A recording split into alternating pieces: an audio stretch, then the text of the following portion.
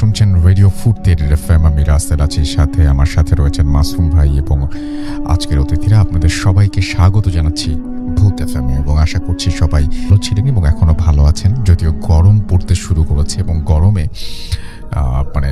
অনেকেরই অনেক কষ্ট হয় আর কি। শীতের দিনে বেশ খুব ঠান্ডা পড়লে কষ্ট হয়, কিন্তু এমনিতে খুব কমফোর্টেবল ওয়েদার থাকে। তো যাই হোক, চলুন শুরু করা যাক। শুরুতেই একটি ইমেল।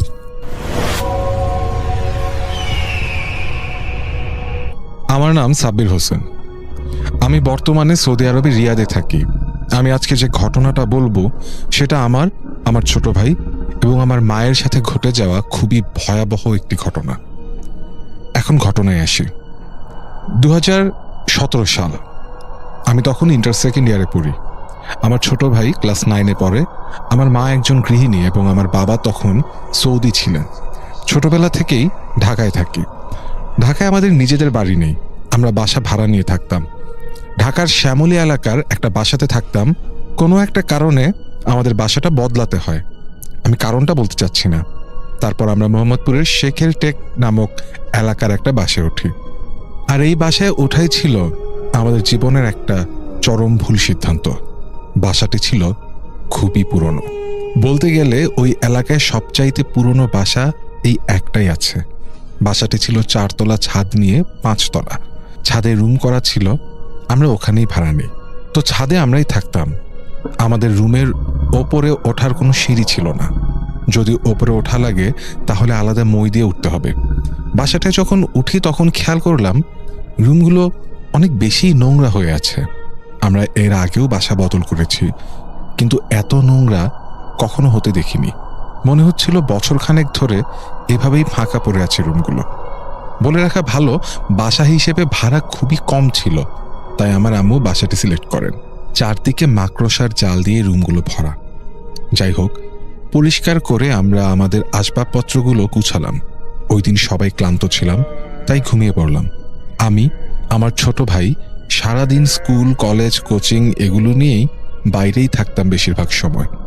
আম্মুকে সারাদিন বাসায় একা থাকতে হয়, আর আব্বু তো দেশের বাইরেই। বেশিরভাগ ঘটনা আম্মুকে ফেস করতে হয়েছে। বাসাটিতে ওঠার 3-4 দিন পর একদিন আম্মু আমাকে বলে, তুই কি রাতে কোনো কান্নার শব্দ শুনিস? কোনো বাচ্চার কান্নার শব্দ, 5-6 মাসের বাচ্চা? আমি বললাম, কই না তো, আমি তো এমন কিছু শুনি না। আম্মু বলল, আচ্ছা, আজ রাতে তোকে শোনাবো। ঘটনা এগোনোর আগে আমি বাসাটা একটু বিবরণ দেই, তাহলে সবার বুঝতে সুবিধা হবে। বাসাটা 2 রুমের। মেইন দরজা দিয়ে ঢুকলেই এক রুম, তারপর ছোট একটা ড্রয়িং রুম, তারপর আরেকটা রুম। ভেতরের রুমে থাকতো আম্মু এবং আমি, আর আমার ছোট ভাই মেইন দরজার সাথে রুমটায় থাকতো। আম্মুর রুমের সাথে টয়লেট এবং রান্নাঘর অ্যাটাচড ছিল। ঘটনায় আসি। ওই দিন রাতে আম্মু ঠিক 2:30-3টার সময় আমার রুমে এসে আমাকে ডাক দেয়। আমি ঘুম থেকে উঠলাম। আম্মু বলল, আমার রুমে আয় তাড়াতাড়ি। আমার ছোট ভাই তখন ঘুমে। আমি আম্মুর রুমে গেলাম। তারপর স্পষ্ট শুনতে পেলাম বাসার ছাদে কোনো একটা বাচ্চা কাঁদছে। আর সে কি মায়াবী কান্না, মনে হচ্ছে খুবই কষ্ট নিয়ে কাঁদছে। 5-7 মিনিট এভাবে কাঁদলো, তারপর একদম নিস্তব্ধ। আমি আম্মুকে বললাম, এগুলো খেয়াল করার দরকার নাই, আমরা আমাদের মতো ঘুমিয়ে থাকি বলে আমি আমার রুমে এসে ঘুম। বাচ্চার কান্নার শব্দটা প্রতিদিন হতো। আমি, আমার ছোট ভাই, আম্মু সবাই শুনতাম, কিন্তু কোনো গুরুত্ব দিতাম না। এভাবে কয়েকদিন গেল, তারপর বাচ্চার কান্নার শব্দ বন্ধ হয়ে গেল। সেই একই সময়ে নুপুরের ঝনঝন শব্দ আসতো ছাদ থেকে, আর মনে হতো ছাদের এক কোণা থেকে অন্য কোণায় কে যেন দৌড় দিল। তখন আমরা একটু ভয় পেয়ে গেলাম। 2 দিন এমন হলো। তারপর আম্মু বাসার দারোয়ানকে জিজ্ঞেস করলো, এই বাসায় আগে কারা ছিল? দারোয়ান বলল, আমি তো নতুন চাকরি নিছি আফা, আমি আসার পর থেকেই খালি ছিল, আমি 6 মাস ধরে আছি এই বাসায়। তারপর আম্মু আর কিছু বলল না, চলে আসলো। বলে রাখা ভালো, বাসার বাড়িওয়ালারা ওই বাসায় থাকতো না, তারা ধানমন্ডিতে তাদের আরেকটা বাড়ি ছিল, সেখানে থাকতো। মাসে মাসে এসে ভাড়া উঠিয়ে চলে যেত। তারপর 2-1 দিন পরে আম্মু খেয়াল করলো, আম্মু যখন রান্নাঘরে রান্না করে তখন তার কানের সামনে এসে কে যেন ফিস ফিস করে আওয়াজ করত। বাথরুমে কাপড় ধোয়ার সময়ও ফিস ফিস শব্দ বেজে উঠত কানের সামনে। রান্নাঘরে তাকের ওপরে রাখা ছোট ছোট মশলার ডিব্বাগুলো মাঝে মাঝে হঠাৎ করে পড়ে যেত। আম্মুর মনে হতে লাগলো কেউ সবসময় তাকে চোখে চোখে রাখছে, আম্মুকে কেউ অনুসরণ করছে। আমি বাসায় আসলে আমাকে সব বলতো। আমি বলতাম, তুমি নামাজ পড়ো আর ঘরে কুরআন তেলাওয়াত করো, সব ঠিক হয়ে যাবে। ওই বাসায় ওঠার ঠিক 10ম দিন রাতে ঘটল ভয়াবহ একটি ঘটনা। আমার ছোট ভাই হঠাৎ রাতে চিৎকার দিয়ে উঠল। ওর চিৎকার শুনে লাফিয়ে ঘুম থেকে উঠে লাইট জ্বালালাম। আম্মু ভেতরের রুম থেকে দৌড়ে আসলো। দেখলাম ওর চোখগুলো ভয়ে বড় বড় হয়ে আছে। জিজ্ঞেস করলাম কি হয়েছে। ও বলল, আমার হঠাৎ ঘুম ভেঙে যায়, আমি উঠে টয়লেটে যাই, টয়লেট থেকে এসে আবার শুয়ে পড়ি। তখন আমার চোখ যায় আমাদের মেইন গেটের দিকে। মনে হলো একটা মহিলা দাঁড়িয়ে আছে দরজার সামনে। বুঝলাম আমার দিকেই তাকিয়ে আছে। হঠাৎ আমার দিকে এগিয়ে আসতে শুরু করে। তখন আমি চোখ বন্ধ করে চিৎকার দিই। ওর কথা শুনে আমার ভয় লাগলো, আর আমার মনে হতে লাগলো এই বাসায় নিশ্চয়ই কোনো না কোনো সমস্যা আছে। পরদিন আমি আম্মুকে বললাম, আম্মু বাসাটা সুবিধার মনে হচ্ছে না, আম্মু বাসাটা সুবিধার মনে হচ্ছে না, আমার এখানে থাকতে একদম ইচ্ছা করছে না। আম্মু বলল, দেখ বাবা, এই মুহূর্তে বাসা চেঞ্জ করতে গেলে আবার অনেকগুলো টাকার ব্যাপার, আল্লাহর রহমতে সব ঠিক হয়ে যাবে, তুই চিন্তা করিস না। বাসায় ওঠার 13তম দিন আমাদের এক আত্মীয়ের বাসায় দাওয়াত ছিল। সবাই সেখানে গেলাম। ফিরতে ফিরতে অনেক রাত হয়ে গেল। বাসায় ফিরে সবাই ক্লান্ত থাকার কারণে ঘুমিয়ে পড়ে, কিন্তু আমি ঘুমাইনি। আমি আমার রুমের জানলার পাশে দাঁড়িয়ে ফোনে একটা ফ্রেন্ডের সাথে কথা বলছিলাম। আমার রুমের জানলা দিয়ে আমাদের বাসার ছাদের এক কোণা দেখা যায়। আমার মনোযোগ ছিল সম্পূর্ণ ফোনে। হঠাৎ একটা শীতল বাতাস এসে গায়ে লাগলো। পরক্ষণে আমার চোখ পড়ল ছাদের সেই কোণায়। আমি যা দেখতে পেলাম তা ভোলার মতো না। নিজের চোখকে বিশ্বাস করতে পারছিলাম না। আমি দেখতে পেলাম একটা মহিলা কোলে বাচ্চা নিয়ে দাঁড়িয়ে আছে। মহিলাটা যেখানে দাঁড়িয়ে আছে সেখানে একজন স্বাভাবিক মানুষ কখনোই দাঁড়ানোর সাহস পাবে না। মহিলাকে ওখানে দাঁড়িয়ে থাকতে দেখে প্রচন্ড ভয় পেয়ে গেলাম। সে আমার দিকেই তাকিয়ে আছে। তাকিয়ে তাকিয়ে তার ঘাড় সহ পুরো মাথা একবার ডান দিকে নিচ্ছে, একবার বাম দিকে নিচ্ছে, আর খুবই বিচ্ছিরিভাবে হাসছে। আমি বলে বোঝাতে পারবো না আমার তখন কতটা ভয় লাগছিল। হাত পা নাড়াতে পারছিলাম না, মনে হচ্ছিল পুরো শরীর অবশ হয়ে গিয়েছে। ভয় কি জিনিস আমি তখন হাড়ে হাড়ে টের পাচ্ছি। মহিলাটা ঘাড় বাঁকা করে হেসেই চলেছে। আমি আমি আর নিতে পারছিলাম না। এদিকে যার সাথে ফোনে কথা বলছিলাম সে শুধু হ্যালো হ্যালো করছে, মুখ দিয়ে কোনো কথা বের হচ্ছে না। আমার হাত পা নাড়াতে পারছি না। আমার আস্তে আস্তে মনে হচ্ছিল শ্বাস বন্ধ হয়ে আসছে। মনে মনে আল্লাহকে ডাকতে লাগলাম। শরীরের সকল শক্তি দিয়ে একটা চিৎকার দিলাম মা বলে, আর জ্ঞান হারালাম। জ্ঞান ফেরার পর দেখি ঘর ভর্তি মানুষ। আম্মু বলল, তোর গোঙানির শব্দে তোর ছোট ভাইয়ের ঘুম ভেঙে যায়। তুই নাকি জানলার সামনে দাঁড়িয়ে ফোন কানে নিয়ে গোঙানির মতো শব্দ করছিলি আর কাঁপছিলি। তারপর তোর ছোট ভাই তোর গায়ে হাত দেওয়ার সাথে সাথে তুই অজ্ঞান হয়ে পড়িস। তারপর ও আমাকে ডাক দেয়। আমি এসে দেখি তোর এই অবস্থা। সকালে আমি তোর দাদা দাদি তোর কাজিনদের ফোন দিয়ে বললে তারা চলে আসে। তারপর আমি আমার আম্মুকে রাতের সব ঘটনা খুলে বলি, এবং রাতে যে বন্ধুর সাথে কথা বলছিলাম তাকে কল দিলাম। সে বলল, তুই হঠাৎ চুপ হয়ে গেলি, তারপর কিরকম আজব শব্দ আসতে লাগলো। আমি ভাবলাম নেটওয়ার্ক প্রবলেম, তাই লাইন কেটে ঘুমিয়ে পড়েছিলাম। এই ঘটনার পরে স্থানীয় যে মসজিদ আছে সেখানকার ইমাম সাহেবকে শুরু থেকে আমার সাথে, আমার আম্মুর সাথে এবং আমার ছোট ভাইয়ের সাথে ঘটে যাওয়া সব ঘটনা খুলে বলি, এবং তাকে অনুরোধ করি আমাদের বাসায় একটু এসে দেখে যাওয়ার জন্য। তারপর তিনি বাসায় আসতে রাজি হলেন। সেদিন মাগরিবের নামাজের পর তিনি আমাদের বাসায় আসলেন। বাসায় এসে অনেক দোয়া দুরূদ পড়লেন, বাসায় চারদিকে পানি পড়া ছিটিয়ে দিলেন। তারপর যাওয়ার সময় বললেন, এই বাসায় আপনারা একা না, কেউ একজন আছে যার উপস্থিতি আমি টের পেয়েছি, আর আপনারা এখানে থাকেন এটা তার পছন্দ না। একটা মিলাদের আয়োজন করেন, কয়েকজন হাফেজ দিয়ে কুরআন খতম দেওয়ান আর কিছু গরিবদের খাওয়ান, আশা করি সব ঠিক হয়ে যাবে। তারপর ইমাম সাহেবের কথা অনুযায়ী আমরা সব কিছু করলাম। এরপর মনে হলো আমাদের শরীর অনেকটাই হালকা হয়ে গেছে। অনেকটাই নিশ্চিন্ত হলাম। ঘটনা এখানেই শেষ হয়ে গেলে খুব ভালো হতো, কিন্তু সামনে যে আরো বড় বিপদ অপেক্ষা করছে আমরা কেউ তার জন্য প্রস্তুত ছিলাম না। সব কিছু স্বাভাবিকভাবেই চলছিল, না কোনো বাচ্চার কান্নার আওয়াজ আসে, না কোনো নুপুরের আওয়াজ আসে, কোনো সমস্যাই নেই। আমাদের মনের ভেতর থেকে ভয় একদম দূর হয়ে গেল। বাড়িটিতে ওঠার 28তম দিন, ঘুমিয়ে আছি। হঠাৎ কে যেন আমাকে ঠেলছে আর ডাকছে, সাব্বির, এই সাব্বির ওঠ। আমি চোখ মুছতে মুছতে উঠে দেখি আম্মু এসে আমাকে ঠেলতে ঠেলতে ডাকছে। কিন্তু একই অবস্থা আম্মুর, চোখগুলো বড় বড়, চুলগুলো এলোমেলো, পুরো শরীর ঘামে ভিজে আছে, হাত পা কাঁপছে। এই অবস্থা দেখে আমি তাড়াতাড়ি লাইট জ্বালালাম। আম্মুকে দেখে মনে হচ্ছে কারো সাথে যুদ্ধ করে এসেছে। আমি বললাম, কি হয়েছে আম্মু, তোমার এই অবস্থা কেন? আম্মু খুবই ভীতু ভীতু গলায় বলল, চিল চিল চিল, আমার রুমে চিল উঠছে। আমি তোদের এতক্ষণ ধরে ডাকছি, তোরা কেউ আমার কথা শুনিসনি। আমি এত চিৎকার করছি, তোরা কেউ কি আমার চিৎকার শুনিসনি? চিল উঠছে আর আমার পায়ের নখ দিয়ে আঁচড় দিচ্ছে। আম্মুর কথা শুনে আর আম্মুর এই অবস্থা দেখে বিশ্বাস করুন, তখন আমার মনের ভয়ের থেকে বেশি জেদ কাজ করছিল। আমার চোখে পানি চলে আসলো।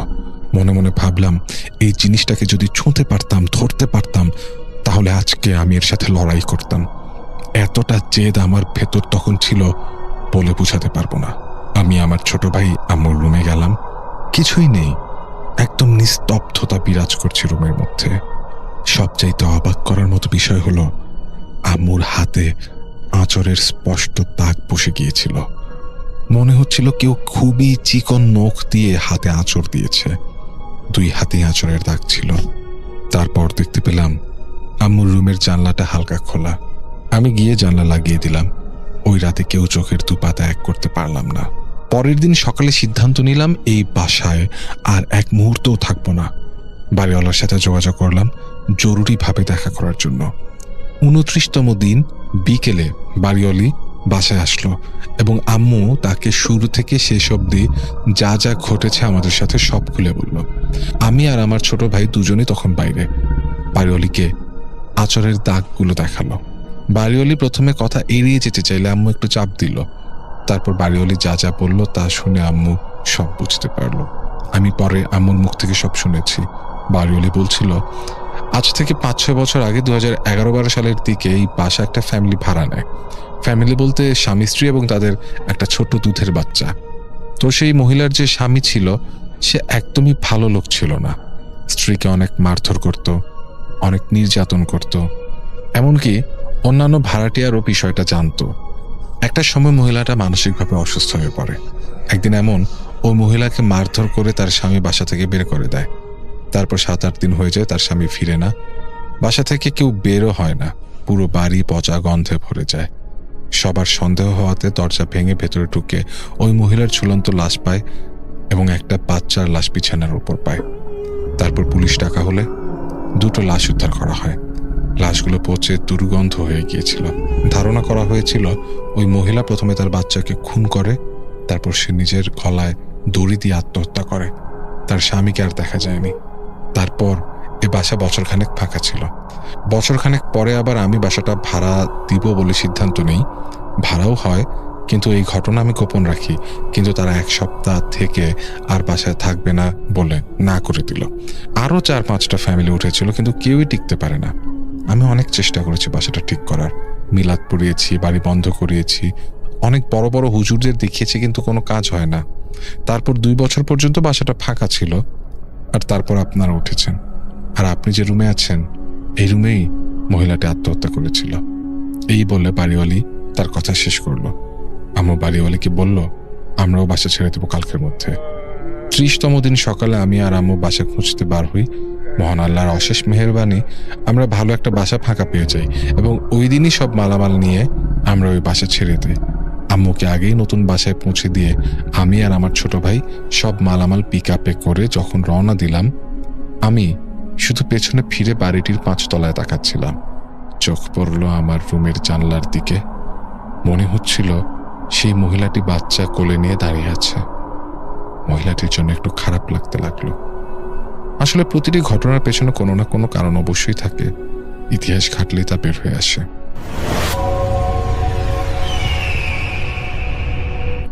এখন যেটা করব সেটা হচ্ছে সরাসরি চলে যাব আমরা আমাদের প্রথম অতিথি হিসেবে আছেন আজকে আফনান ভাই, তার কাছে চলে যাব এবং তার কাছ থেকে একটা ঘটনা শুনে আসবো। আশা করছি যে এই ঘটনাটা আপনাদের অনেক বেশি ভালো লাগবে। চলুন শুরুতেই চলে যাই আফনান ভাইয়ের কাছে। প্রিয় লিসেনার্স, আসসালামু আলাইকুম। আমি আফনান, আশা করি সবাই ভালো আছেন, সুস্থ আছেন। যে এই ঘটনাটি আপনাদের সাথে শেয়ার করতে যাচ্ছি, এই আমাদেরকে পাঠিয়েছেন, ওনার নাম রিমন আহমেদ। ওনার দেশের বাড়ি ব্রাহ্মণবাড়িয়া জেলার নবীনগর উপজেলার কৃষ্ণনগর ইউনিয়নের সাতঘরহাটি গ্রামে। ওনার ঘটনাটি একটি বিলকে নিয়ে। মূলত উনি ছোট ছোট দুটি ঘটনা পাঠিয়েছেন। চলুন ঘটনায় চলে যাই। এই দুটি ঘটনাই ঘটেছে ওনার আপন মানুষদেরকে নিয়ে। মেঘনা নদী থেকে একটি শাখা গ্রামের ভেতর দিয়ে গেছে, এটাকে সবাই পাগলা নদী বলে ডাকে। এই নদীকে নিয়ে অনেক ঘটনা রয়েছে। তো এই নদী কেন্দ্রিকই একটা বিল রয়েছে। এই বিলটাকেই মূলত পাগলা নদী বলা হয় আর কি। মূলত এটা একটা বিল। তো প্রথম যে ঘটনাটি বলবো, এটা ওনার আপন নানাকে নিয়ে। ওনার নানার নাম আব্দুল মিয়া। ঘটনা যখন ঘটে তখন সাল 1965 থেকে 67 হতে পারে আর কি, এর ভেতরেই কোনো একটা সময়। তো একদিন ওনার নানা ভোরবেলা দুটো গরু নিয়ে জমিতে হাল চাষ করার জন্য রওনা হয়েছেন। তখন ফজরের আজানের একটু আগেই বের হয়েছেন। ভেবেছেন যে যেতে যেতে আজান দিয়ে দেবে, তখন জমির পাশে নামাজটা পড়ে নেবেন। অনেক আগের মানুষ ছিল তো, সাহসও ছিল অনেক। উনি চলে যান জমিতে। জমির পাশেই কিন্তু ওই বিলটা, ওই যে পাগলা নদী নামে যে বিলটা আর কি, সেটা। তো নানা মনে মনে ভাবছেন যে গরুগুলো বিল থেকে পানি খেয়ে নিক, এদিকে আমি অজু করে নিই। তো নানা অজু করে জমিতে এসে বসে আছেন, ওনার যে জমি, আর ভাবছেন যে গরুগুলো একটু বেশি করে পানি টানি খেয়ে নিক, তারপর রেস্ট নিক, আজান দিলে নামাজ পড়ে তারপর কাজ শুরু করব। এদিকে হয়েছে কি, নানা হঠাৎ করে এক ধরনের আওয়াজ শুনতে পান। মনে হয় একসাথে 5 থেকে 6 জন যদি পানিতে গোসল করে, পানি নিয়ে খেলাধুলা করে, পানির মধ্যে লাফালাফি করে, যেরকম আওয়াজ হয় ওই রকম আওয়াজ। নানা চিন্তা করেন কি ব্যাপার, গরুগুলো পানিতে কি করতেছে, এরকম লাফালাফি করতেছে কেন? এই চিন্তা করে উনি এগিয়ে গিয়েছেন। উনি এগিয়ে গিয়ে দেখেন একটা ভয়ঙ্কর দৃশ্য। ওনার তো দুটো গরু ছিল, ওই দুটো গরুর গলায় কিন্তু রশি বাঁধা ছিল, অর্থাৎ দড়ি বাঁধা ছিল। এই দুটো দড়ি পানির ভেতরে নেমে গেছে, টান টান হয়ে আছে। মনে হচ্ছে পানির নিচ থেকে এই দড়ি ধরে গরু দুটোকে কেউ টানছে, এবং গরু দুটো পানির নিচে কিছুটা নেমে গেছে, ছোটার চেষ্টা করছে, এই জন্য এরকম শব্দ হচ্ছে। উনি কি করেছেন, দ্রুত এগিয়ে গিয়ে দড়ি দুটো ধরে টানা শুরু করেছেন। উনি বুঝতে পারলেন নিচ থেকে প্রচন্ড জোরে কেউ টানছে। একটা পর্যায়ে এসে আল্লাহর রহমতে একটা গরু উনি উপরে আনতে সক্ষম হন, আর আরেকটা গরু চোখের পলকে পানির নিচে হারিয়ে যায়। নানা তখন গরুটা নিয়ে উপর দিকে উঠে আসেন, বাড়ির দিকে দৌড়াতে থাকেন গরুটাকে নিয়েই। তখন পেছন থেকে একটা ভয়ঙ্কর গম্ভীর মোটা গলার আওয়াজ আসে, বলে ওঠে, গরুটা দিয়ে যা, না হলে তোর সমস্যা হবে। নানা তখন কি করেছেন, গরুর মায়া ত্যাগ করে গরুর দড়ি ছেড়ে দিয়ে বাড়ির দিকে দৌড়াতে থাকেন। এর মধ্যে কিন্তু মসজিদে আজান দিয়ে দিয়েছে। নানা তো বাড়িতে গিয়ে চিৎকার করে শুরু করেছেন, সবাইকে বলছেন যে আমার গরু একটা নিয়ে গেছে, আর একটা গরু রেখে আসছি। তখন সবাই বের হয়, সবাই যে যার মতো বের হয়। তখনও কিন্তু ভোরের আলো ফোটে নাই, আজান দিয়েছে বাট ভোরের আলো ফোটে নাই। সবাই হারিকেন নিয়ে যে যার মতো করে আগানো শুরু করছেন, লাঠিসোঁটা নিয়ে। তবে সবাই এগিয়ে গিয়ে দেখে যে ওই গরুটা মাঠের মধ্যেই দৌড়াদৌড়ি করছে এলোমেলোভাবে। তখন নানা গরুটা নিয়ে বাড়িতে চলে আসেন। এখন আর একটা গরু তো পানির মধ্যে নিয়ে গেছে। যখন আলো ফুটেছে তখন ওই জায়গাতে, যেই জায়গাতে গরু নিয়ে গিয়েছিল, ওখানে গিয়ে দেখা যায় যে গরুটা ভেসে উঠেছে মরে। তবে গরুর অঙ্গ প্রত্যঙ্গ বাহ্যিকভাবে ঠিক থাকলেও শুধু বুক চিরে কলিজাটা খেয়ে ফেলেছে, তাছাড়া আর কিছুই না। নানার আল্লাহর রহমতে কিছু হয় নাই। তো ঘটনা ঘটেছিল শুক্রবার সকালে। এর 4 দিন পর মঙ্গলবার নানা একটা স্বপ্ন দেখেন যে একটা লম্বা আকৃতির মানুষ, 9-10 ফুট উচ্চতার হবে, চেহারাটা ভালো বোঝা যাচ্ছে না। নানাকে বলছে, গরুটা যে নিয়ে আসলি, কাজটা কি ভালো করলি? গরুটা ছেড়ে দিয়ে আসছিলি, ওইটাই তো ভালো ছিল। কিছুক্ষণ পর তো ওইটারে নিয়ে যাইতাম, আবার ওইখানে গিয়ে গরুটা আনতে গেলি কেন? গরুটা আবার রাতের বেলা নদী পাড়ে রেখে আসবি, না হলে কিন্তু সমস্যা হবে। স্বপ্ন দেখার পর নানা এগুলোকে পাত্তা দেন নাই, মনে করেছেন মনের ভুল। এর 1 মাস পর ওনার বড় ছেলে অর্থাৎ রিমন আহমেদ ভাইয়ের বড় মামা হঠাৎ করে অসুস্থ হয়ে যান। পুরো শরীর কাঁপুনি দিয়ে জ্বর ওঠে, শরীরে খিঁচুনি শুরু হয়, শরীর কাঁপতে কাঁপতে হঠাৎ করে উনি চোখ উল্টিয়ে সবার সামনেই ছটফট করতে করতে মারা যান।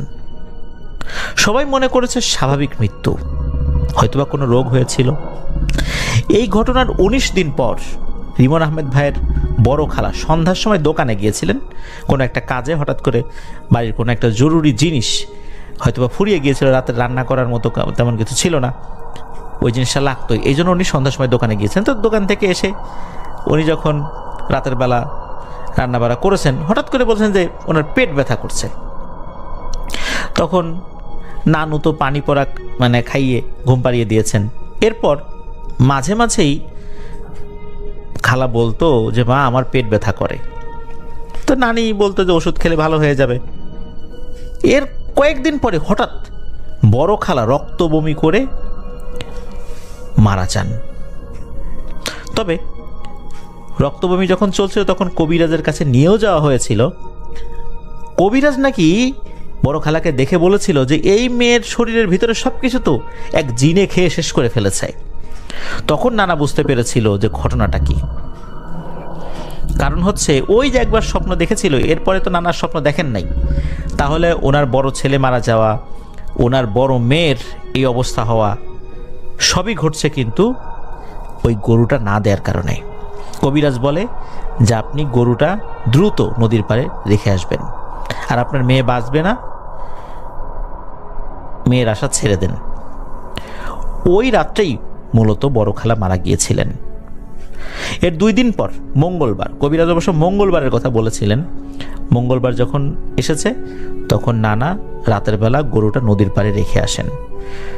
ওই গরুটাকে পরবর্তীতে আর খুঁজেও পাওয়া যায়নি কখনো। তবে আল্লাহর রহমতে নানার পরিবারের সাথে এরপর আর তেমন কিছুই হয়নি। এরপর নানার আরও মেয়ে হয়েছে, 6 মেয়ে 1 ছেলে। আলহামদুলিল্লাহ এখনও সবাই ভালো আছেন, সুস্থ আছেন এই 7 জন ছেলে মেয়ে। এবার আসি আর একটা ঘটনায়। এই ঘটনাটি ঘটেছিল 1974 কি 75 সালের দিকে। যার সাথে ঘটে তিনি এই রিমন আহমেদ ভাইয়ের চাচা হন, তার নাম হচ্ছে হোসেন মিয়া। ঘটনা যখন ঘটে তখন তার বয়স 16-17 বছর। তখন বন্যার পানি হালকা আসছে আর কি, হালকা নদীতে ঢুকছে। ওনার একটা নৌকা ছিল, নদীতে নতুন পানি আসলে পানির মধ্যে নৌকা ডুবিয়ে রেখে ওই গাছের ডালপালা যদি নৌকার ভিতরে রেখে দেওয়া যায় তো 4-5 দিন পর নৌকা তুললে এর ভিতরে অনেক মাছ পাওয়া যায়। তো একদিন বিকালে কাকার সমান বয়সের সবাই তো ফুটবল খেলে সন্ধ্যা হয়ে গিয়েছে আর কি, তখন কাকা তার এক বন্ধু, সেই বন্ধুর নাম হচ্ছে সেলিম মিয়া, তাকে নিয়ে নদীর পাড়ে বসে একটু বিশ্রাম নিচ্ছেন।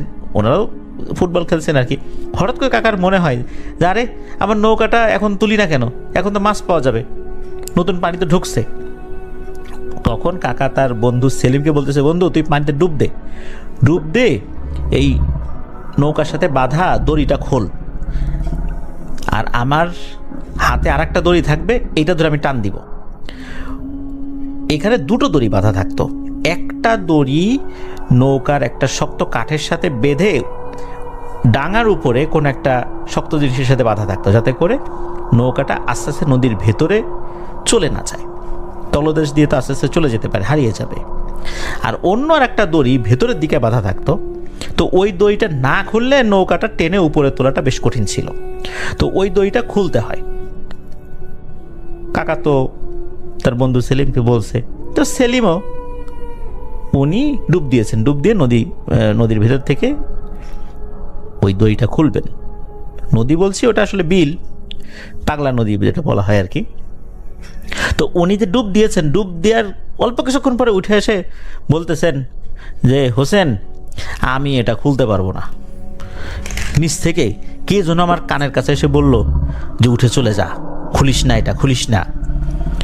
এই কথা শোনার সাথে সাথে কাকা তো রেগে যান, বলেন যে খুলতে পারবি না এটা বললেই হয়, এই সমস্ত গাঁজাখড়ি গল্প বলিস লাভ আছে কোনো? এরপর কাকা বলেন যে তুই তো ভিজেই গেছিস, তুই আবার ডুব দে, খোল। অনিচ্ছা সত্ত্বেও এই সেলিম কাকা উনি আবার ডুব দেওয়ার কিছুক্ষণ পর আবার উঠে এসে বলেন যে আমি আর যাবো না রে হোসেন, নিচ থেকে কে যেন বলে যে উঠে যা, খুলিস না, আমি যেতে পারবো না। তখন কাকা বিরক্ত হয়ে উনি নিজেই নিচে নেমে যান। নিচে নেমে মোটামুটি 1 মিনিটের মতো হয়ে যায়। ওনার আবার পানির নিচে বেশ ভালো দম ছিল। 1 মিনিটের মতো হয়ে গিয়েছে, হঠাৎ করে এই সেলিম কাকা দেখতে পান পানির উপরে রক্ত ছড়িয়ে যাচ্ছে। আর তখনই হোসেন কাকা ভেসে ওঠেন। এই সেলিম কাকাকে তো তাড়াতাড়ি করে গিয়ে হোসেন কাকাকে তুলে উপরে উঠে নিয়ে উঠান। তখন অবশ্য উনি সেন্সলেস হয়ে গিয়েছিলেন এই হোসেন কাকা। এরপর তাকে বাড়িতে নিয়ে আসা হয়। জ্ঞান ফেরে না, হুজুর এসে ঝাড়ফুঁক করে, জ্ঞান ফেরে না। সবাই তো জিজ্ঞেস করছে কি হয়েছে। তখন তো ওই সেলিম কাকা বলছিলেন যে এরকম ব্যাপার, আমি যখন ডুব দিছি কানের কাছে কে যেন ফিস করে এসে বলছে, কে বলছে এটা আমি বুঝতে পারি নাই। তো যাই হোক, পরের দিন সকাল 10টার দিকে হোসেন কাকার জ্ঞান ফেরে। হোসেন কাকা বলেন যে উনি যখন ডুব দিয়েছেন তখন নাকি সর্বোচ্চ 3 ফুট উচ্চতার একটা মানুষ, চেহারা দেখে মনে হয় বয়স অনেক, কিন্তু উচ্চতা 3 ফুটের মতো হতে পারে, এই লোকটা এসে বলছে যে বারবার বলতেছি যে চলে যা, তোরা গেলি না। এরপরে নাকি এই কাকার কানে প্রচণ্ড জোরে একটা চড় দিয়েছেন। এরপর কাকার আর তেমন কিছু মনে নেই। তো যাই হোক, এরপর কাকাকে কুমিল্লার একজন বড় কবিরাজের কাছে নিয়ে যাওয়া হয়। কবিরাজের কাছে সব ঘটনা যখন খুলে বলা হয়, কবিরাজ ঝাড়ফুঁক করে বাড়িতে পাঠিয়ে দেন। এর পরের দিন কাকা একটা স্বপ্নে দেখেন যে ওই সেই অবয়বটা, 3 ফুট উচ্চতা সেই অবয়বটা স্বপ্নে আসছে। সে শুধু হাসে, কিছু বলে না। এরকম কয়েকদিন উনি দেখেছেন। দেখার পর আবার সেই কুমিল্লার কবিরাজের কাছে নিয়ে যাওয়া হয়। তবে এই কয়েকদিনের মধ্যে কাকা কিন্তু অনেকটাই শুকিয়ে গেছেন। তখন সেই কবিরাজ জিনদের মাধ্যমে খবর নিয়ে জানিয়ে দেন যে একটা কালো ষাঁড় গরু দিতে হবে, সেটা ওই পাড়ে বেঁধে দিয়ে আসতে হবে, তারপর এই সমস্যার সমাধান হবে, এছাড়া সমাধান হবে না। সেটাই তারা করেন। তো এই ঘটনার 8 বছর পর কাকা কিন্তু বিয়ে করেছেন। তো বিয়ের প্রথম বছরেই একটি সন্তান হয়। এই সন্তানটা পেটের ভিতরেই নাকি মারা গিয়েছিল। এরপর আরেকটা মেয়ে হয়। এই মেয়েটার নাক কাটা ছিল, নাকের নিচের অংশে বেশ অনেকটা অংশ কাটা ছিল জন্মগতভাবে, তার দাঁত দেখা যেত। আমরা ঠোঁট কাটা বলি, তবে এই ঠোঁটটা এমনভাবে কাটা ছিল, উপরের ঠোঁট নাক পেঁচিয়ে। তবে আল্লাহর রহমতে এই বিষয়টার চিকিৎসা তার হয়েছিল, তার বিয়ে হয়েছে, তার বাচ্চা কাচ্চা আছে, এখনও তারা বেশ ভালো সুস্থ স্বাভাবিক আছেন। তারপর নাকি একটা ছেলে হয়েছিল। এই ছেলের মাথাটা শরীরের থেকে নাকি অনেক বড় ছিল, 7 মাস জীবিত ছিল, এরপর সে মারা যায়। তারপর আর একটা ছেলে হয়, আল্লাহর রহমতে সে ভালো আছে।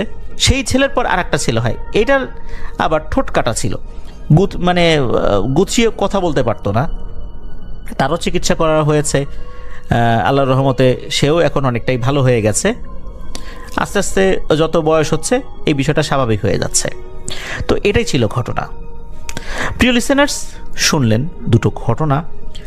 প্রথম যে ঘটনাটি, জিনেরা যেই গরুটাকে ধরেছে, কাকা কিন্তু অর্থাৎ কাকা বলছি আমাদের রিমন আহমেদ ভাইয়ের যিনি নানা আব্দুল মিয়া, উনি কিন্তু গরুটা আসলে ছেড়েই দিয়ে আসছিলেন।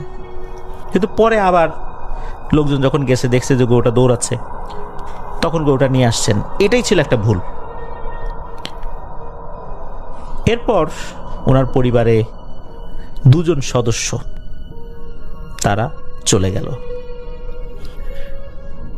তারপরের যে ঘটনাটি আমরা দেখলাম যে বারবার বলার পরও কাকা আবার নিচে নেমে গেছেন।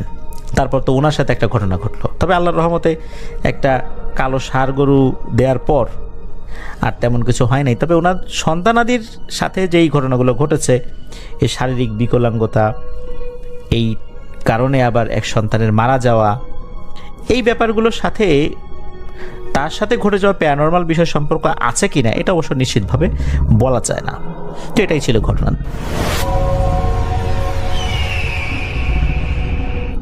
Welcome back. আপনাদের সবাইকে স্বাগত জানাচ্ছি আমি রাসেল। আশা করছি আপনারা সবাই ভালো আছেন, ভালোর দলে আছেন। আমিও ভালো আছি আর ভালোর দলে আছি। কোনো কথা না বাড়িয়ে এবার একটা অডিও ক্লিপে যাব। চলুন কথা না বাড়িয়ে সরাসরি ঘটনায় যাই।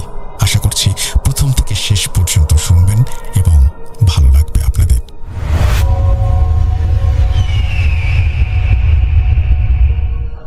আসসালামু আলাইকুম রাসেল ভাই, কেমন আছেন জানতে চাইবো না, কারণ আমি জানি আপনি ভালোর দলে।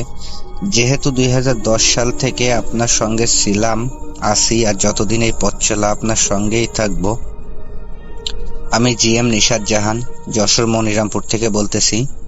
আজ আমি যে ঘটনাটি শেয়ার করব, ঘটনাটি একটি ব্ল্যাক ম্যাজিক কেন্দ্রিক। আশা করি সকলের ভালো লাগবে। আজ আমি যে ঘটনাটি শেয়ার করব, ঘটনাটি ঘটে আমারই একটা ফ্রেন্ডের সাথে। ঘটনার ভিতরে যে সকল নাম ব্যবহার করব, সকল নামই ছদ্মনাম হিসাবে ব্যবহার করব। ছদ্মনাম কেন ব্যবহার করব সেটা ঘটনার ভিতরেই আপনারা জানতে পারবেন।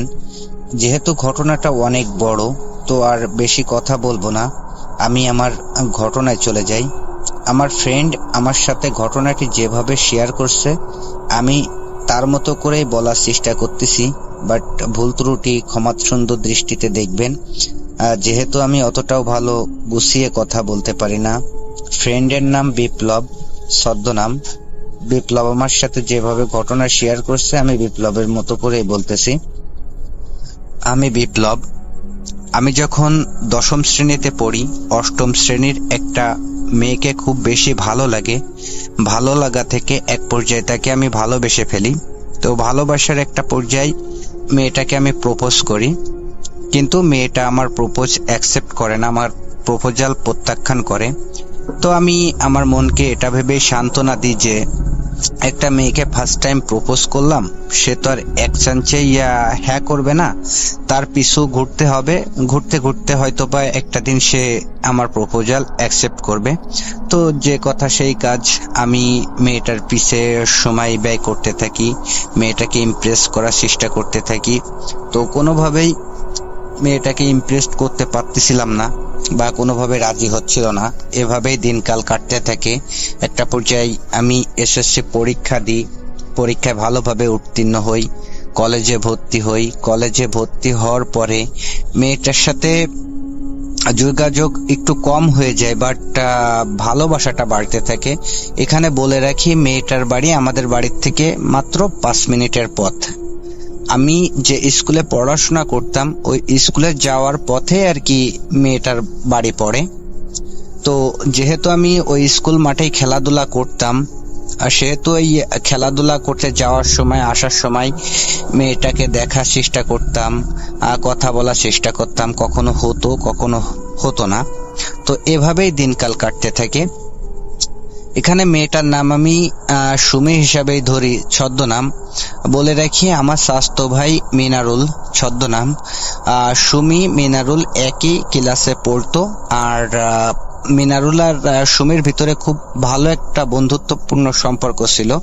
মিনারুল আর আমি যেহেতু সমবয়সী, 2-1 বছরের ছোট বড়, তো বন্ধুর মতোই চলাফেরা করতাম, খেলাধুলা চলাফেরা সবই একসাথেই করতাম। তো আমি মিনারুলের সাথে আমার কথাগুলো শেয়ার করি যে তোদের ক্লাসের আর সুমিকে খুব ভালো লাগে, তাকে আমি ভালোবেসে ফেলছি, তা তুই একটু সুমিকে বলে দেখ সুমি কি বলে।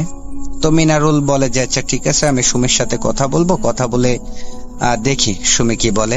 মিনারুল সুমিকে বলে আমার সম্পর্কে, বাট মিনারুলের সাথেও একই কথা বলে যে প্রেম ভালোবাসা আমার জন্য না, বা আমি এই মুহূর্তে প্রেম ভালোবাসা করতে চাই না। তো আমি তারপরেও হাল ছাড়ি না, সুমির পিছে সময় ব্যয় করতে থাকি, তাকে ইমপ্রেস করার চেষ্টা করি, তার পিছে ঘুরতে থাকি। তো কোনোভাবেই তাকে আমি রাজি করতে পারতেছিলাম না। এভাবেই কেটে যায় আরো 2টা বছর। আমি এইচএসসি পরীক্ষা দিই। এইচএসসি পরীক্ষার পরে যে 3টা মাস থাকে অবসর সময়, ওই 3টা মাসে আমি মানে একটা সিদ্ধান্ত গ্রহণ করি যে একটা মেয়ের পিছে আমি 3টা বছর ঘুরলাম, বাট তাকে রাজি করাতে পারলাম না। তো যে কোনো ভাবেই তাকে আমার করে আমি শুনবো। মনের ভিতরে একটা জিদ চলে আসে, আর জিদের কারণে আমি সিদ্ধান্ত নিই যে আমি সুমির উপরে ব্ল্যাক ম্যাজিক করব।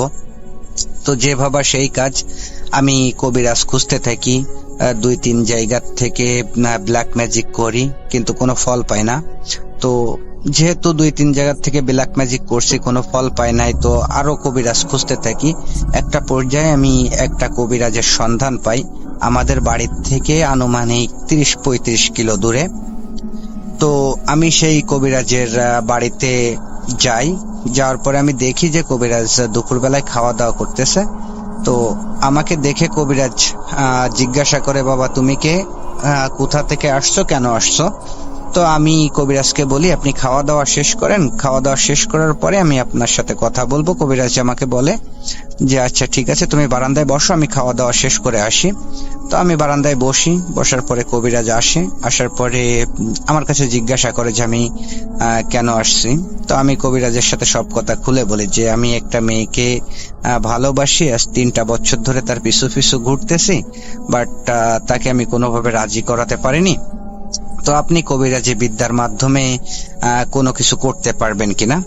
তো কবিরাজ আমাকে বলে যে হ্যাঁ আমি পারবো, তবে আমাকে কিছু জিনিস জোগাড় করে দিতে হবে।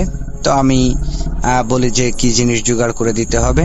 তো কবিরাজ বলে যে জিনিসগুলা জোগাড় করে দেওয়ার পরে আমি যে প্রসেসিং গুলো তোমাকে বলবো, সেই প্রসেসিং গুলো যদি তুমি 100% পূরণ করতে পারো তাহলেই আমার কবিরাজি বিদ্যা সফল হবে, আর যদি না করতে পারো তাহলে কোনো ফল পাবা না। তো আমি বলি যে আচ্ছা ঠিক আছে, কি জোগাড় করতে হবে?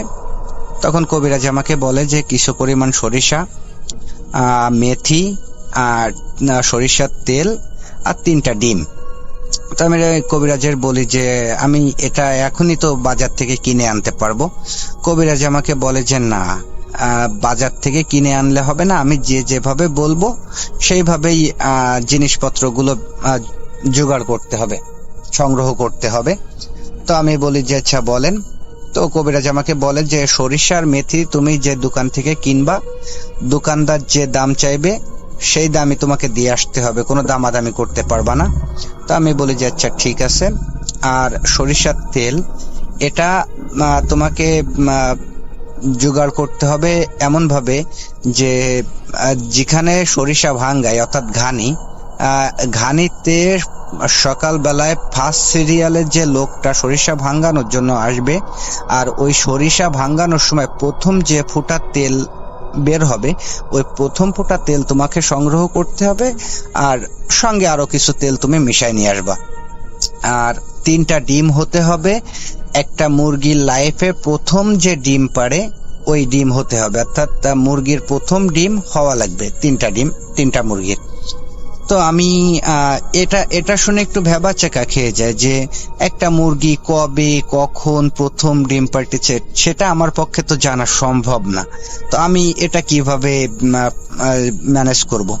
তো কবিরাজকে আমি বলি যে আঙ্কেল, এটা আমি কিভাবে ম্যানেজ করব? তো আপনি কি একটু পারেন না এটা ম্যানেজ করে দিতে? তো কবিরাজ প্রথমে না করে। তো আমি কবিরাজকে অনেক অনুরোধ করি। অনুরোধ করার পরে কবিরাজ এক পর্যায়ে আমার কাছে কিছু টাকা দাবি করে যে তুমি এই টাকাটা দিতে পারলে আমি ডিম ম্যানেজ করে দিব। তো আমি তাতে রাজি হই। তো কবিরাজ আমাকে বলে যে আচ্ছা ঠিক আছে, তুমি চলে যাও, তো আমি ডিম ম্যানেজ করার পরে তোমাকে ফোন দিব, তোমার ফোন নাম্বারটা দিয়ে যাও, ফোন দেওয়ার পরে তুমি আসবা। তো আমি বাসায় চলে আসি। বাসায় চলে আসার পরে আমি অন্যান্য যে জিনিসপত্রগুলোর কথা বলছে আমি সেগুলো সংগ্রহ করি। সংগ্রহ করে কবিরাজের জন্য অপেক্ষা করতে থাকি যে কবিরাজ কবে ফোন দেয়। আনুমানিক 10-12 দিন পরে কবিরাজ আমাকে ফোন দেয়, দিয়ে বলে যে তুমি কালকে আসো, তোমার কাজ আমি কালকে করব। রাত 10টার সময়, 10টার পরে। তো আমি বাসার থেকে সেইভাবে রওনা দিই। আনুমানিক 9টা 9:30টার সময় কবিরাজের বাসায় যে উপস্থিত হই। কবিরাজ আমাকে বলে যে অন্যান্য জিনিসপত্রগুলো নিয়ে আসছি কিনা। তো আমি বলি যে হ্যাঁ নিয়ে আসছি। তো কবিরাজের হাতে সব বুঝাই দিই। বুঝানোর পরে কবিরাজ আমাকে বলে যে আমি যেদিকে যাব তুমি আমার সঙ্গে সঙ্গে যাবা আর কি। তো কবিরাজ হাঁটতে থাকে, আমি কবিরাজের পিছে হাঁটতে থাকি। আনুমানিক 25 থেকে 30 মিনিট হাঁটার পরে আমরা উপস্থিত হই একটা শ্মশানের কাছে। এখানে বলে রাখি, শ্মশানে যাওয়ার সময় মানে কিছু দূর থেকে কোনো আলো বা কোনো বাড়িঘর বা কোনো আলো আর দেখতে পায় না, অর্থাৎ শ্মশানটা একটা নিরিবিলি জায়গা, আশেপাশে কোনো বাড়িঘর নাই। এখানে শ্মশানটার বর্ণনা দিয়ে দিই। শ্মশানটা একটা ছোট খালের উপরে অবস্থিত। শ্মশানের আশেপাশে প্রচুর পরিমাণে বন জঙ্গল বাগান। আর শ্মশানটা যে আহামরি বড় তাও না, ছোটখাটো একটা শ্মশান। তো শ্মশানে ঢোকার আগে কবিরাজ আমাকে বলে যে তোমার কাছে কি ফোন আছে? তা আমি বলি যে হ্যাঁ আছে, ফোন আছে।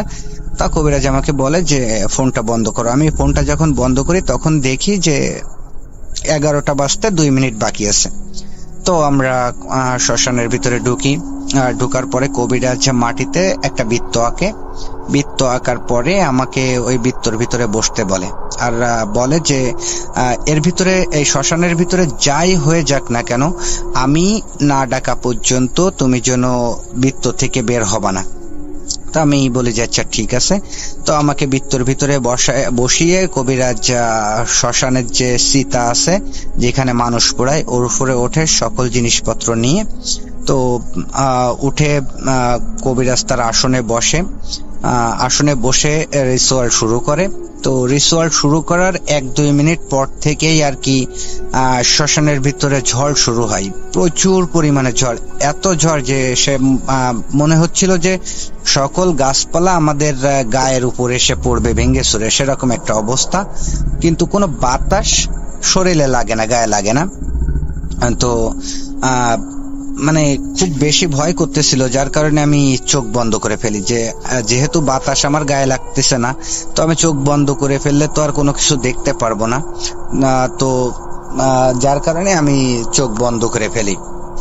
চোখ বন্ধ করে যখনই ফেলি তখনই শুরু হয় অন্য একটি ঘটনা। ঘটনাটা এরকম যে প্রথমে কিছু হাসির শব্দ ভেসে আসে, পরবর্তীতে কান্নার শব্দ, মানে কানের ভিতরে আসে আর কি কান্নার শব্দ থেমে যে শুরু হয় একটা পৈশাচিক চিৎকার। মানে সেই চিৎকারের কথা আসলে ভাষায় প্রকাশ করা কোনোভাবেই সম্ভব না।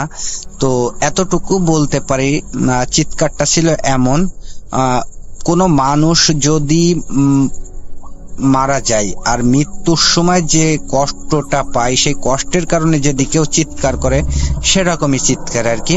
তো এমনটাই মনে হচ্ছিল যে শয়ে শয়ে মানুষ মৃত্যু যন্ত্রণায় কাতরাচ্ছে, আর সেই কাতরানোর শব্দটাই কানে ভেসে আসতেছে।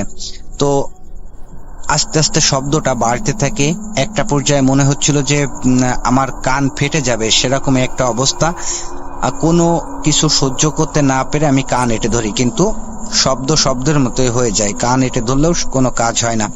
এভাবে কতক্ষণ সময় যায় বলতে পারি না। একটা সময় দেখি যে ঝড়ও নাই, কোনো শব্দও নাই, সবকিছুই ঠান্ডা। তো আমি তখনও চোখ খুলি না। তো মানে পাশ থেকে শুনে যে কবিরাজ আমাকে ডাকতেছে যে ওঠো। আমি উঠে কেবলমাত্র পা বৃত্ত থেকে বের করব, এর ভিতরেই কবিরাজ চিতার উপর থেকে আমাকে ধমকের স্বরে বলে যে তোমাকে না বলছি যে যাই কিছু হয়ে যাক বৃত্ত থেকে বের হবো না আমি না ডাকা পর্যন্ত। তো কবিরাজ যখন এই কথা বলে আমি একটু অবাক হই যে এই মাত্রই না আমাকে ডাকলো। তো কোনো কিছু না বুঝে আমি আবারও বৃত্তর ভিতরে বসে পড়ি, আবারও চোখ বন্ধ করে ফেলি, কান এঁটে ধরি, আবারও সেই শব্দ, আবারও সেই ঝড় শুরু হয়। এইভাবে কতক্ষণ যায় জানি না, মনে হয় 15-20 মিনিট এইভাবেই চলে। তো চলার পরে রিচুয়াল শেষ হয়, কবিরাজ আসে, এসে আমার গায়ে হাত দিয়ে আমাকে ডাকে। ডাকার পরে আমরা বের হই, শ্মশান থেকে বের হই। বের হওয়ার পরে আমি ফোনটা অন করি। ফোনটা অন করেই আমি অবাক হয়ে যাই যে আমি দেখি যে ভোর 4টা বাজে।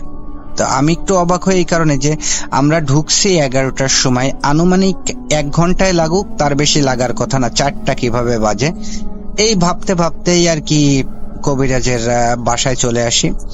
যেহেতু সারা রাত জাগা ছিলাম, একটু ক্লান্ত, তো আমি কবিরাজের বাসায় যেয়ে ঘুমাই পড়ি।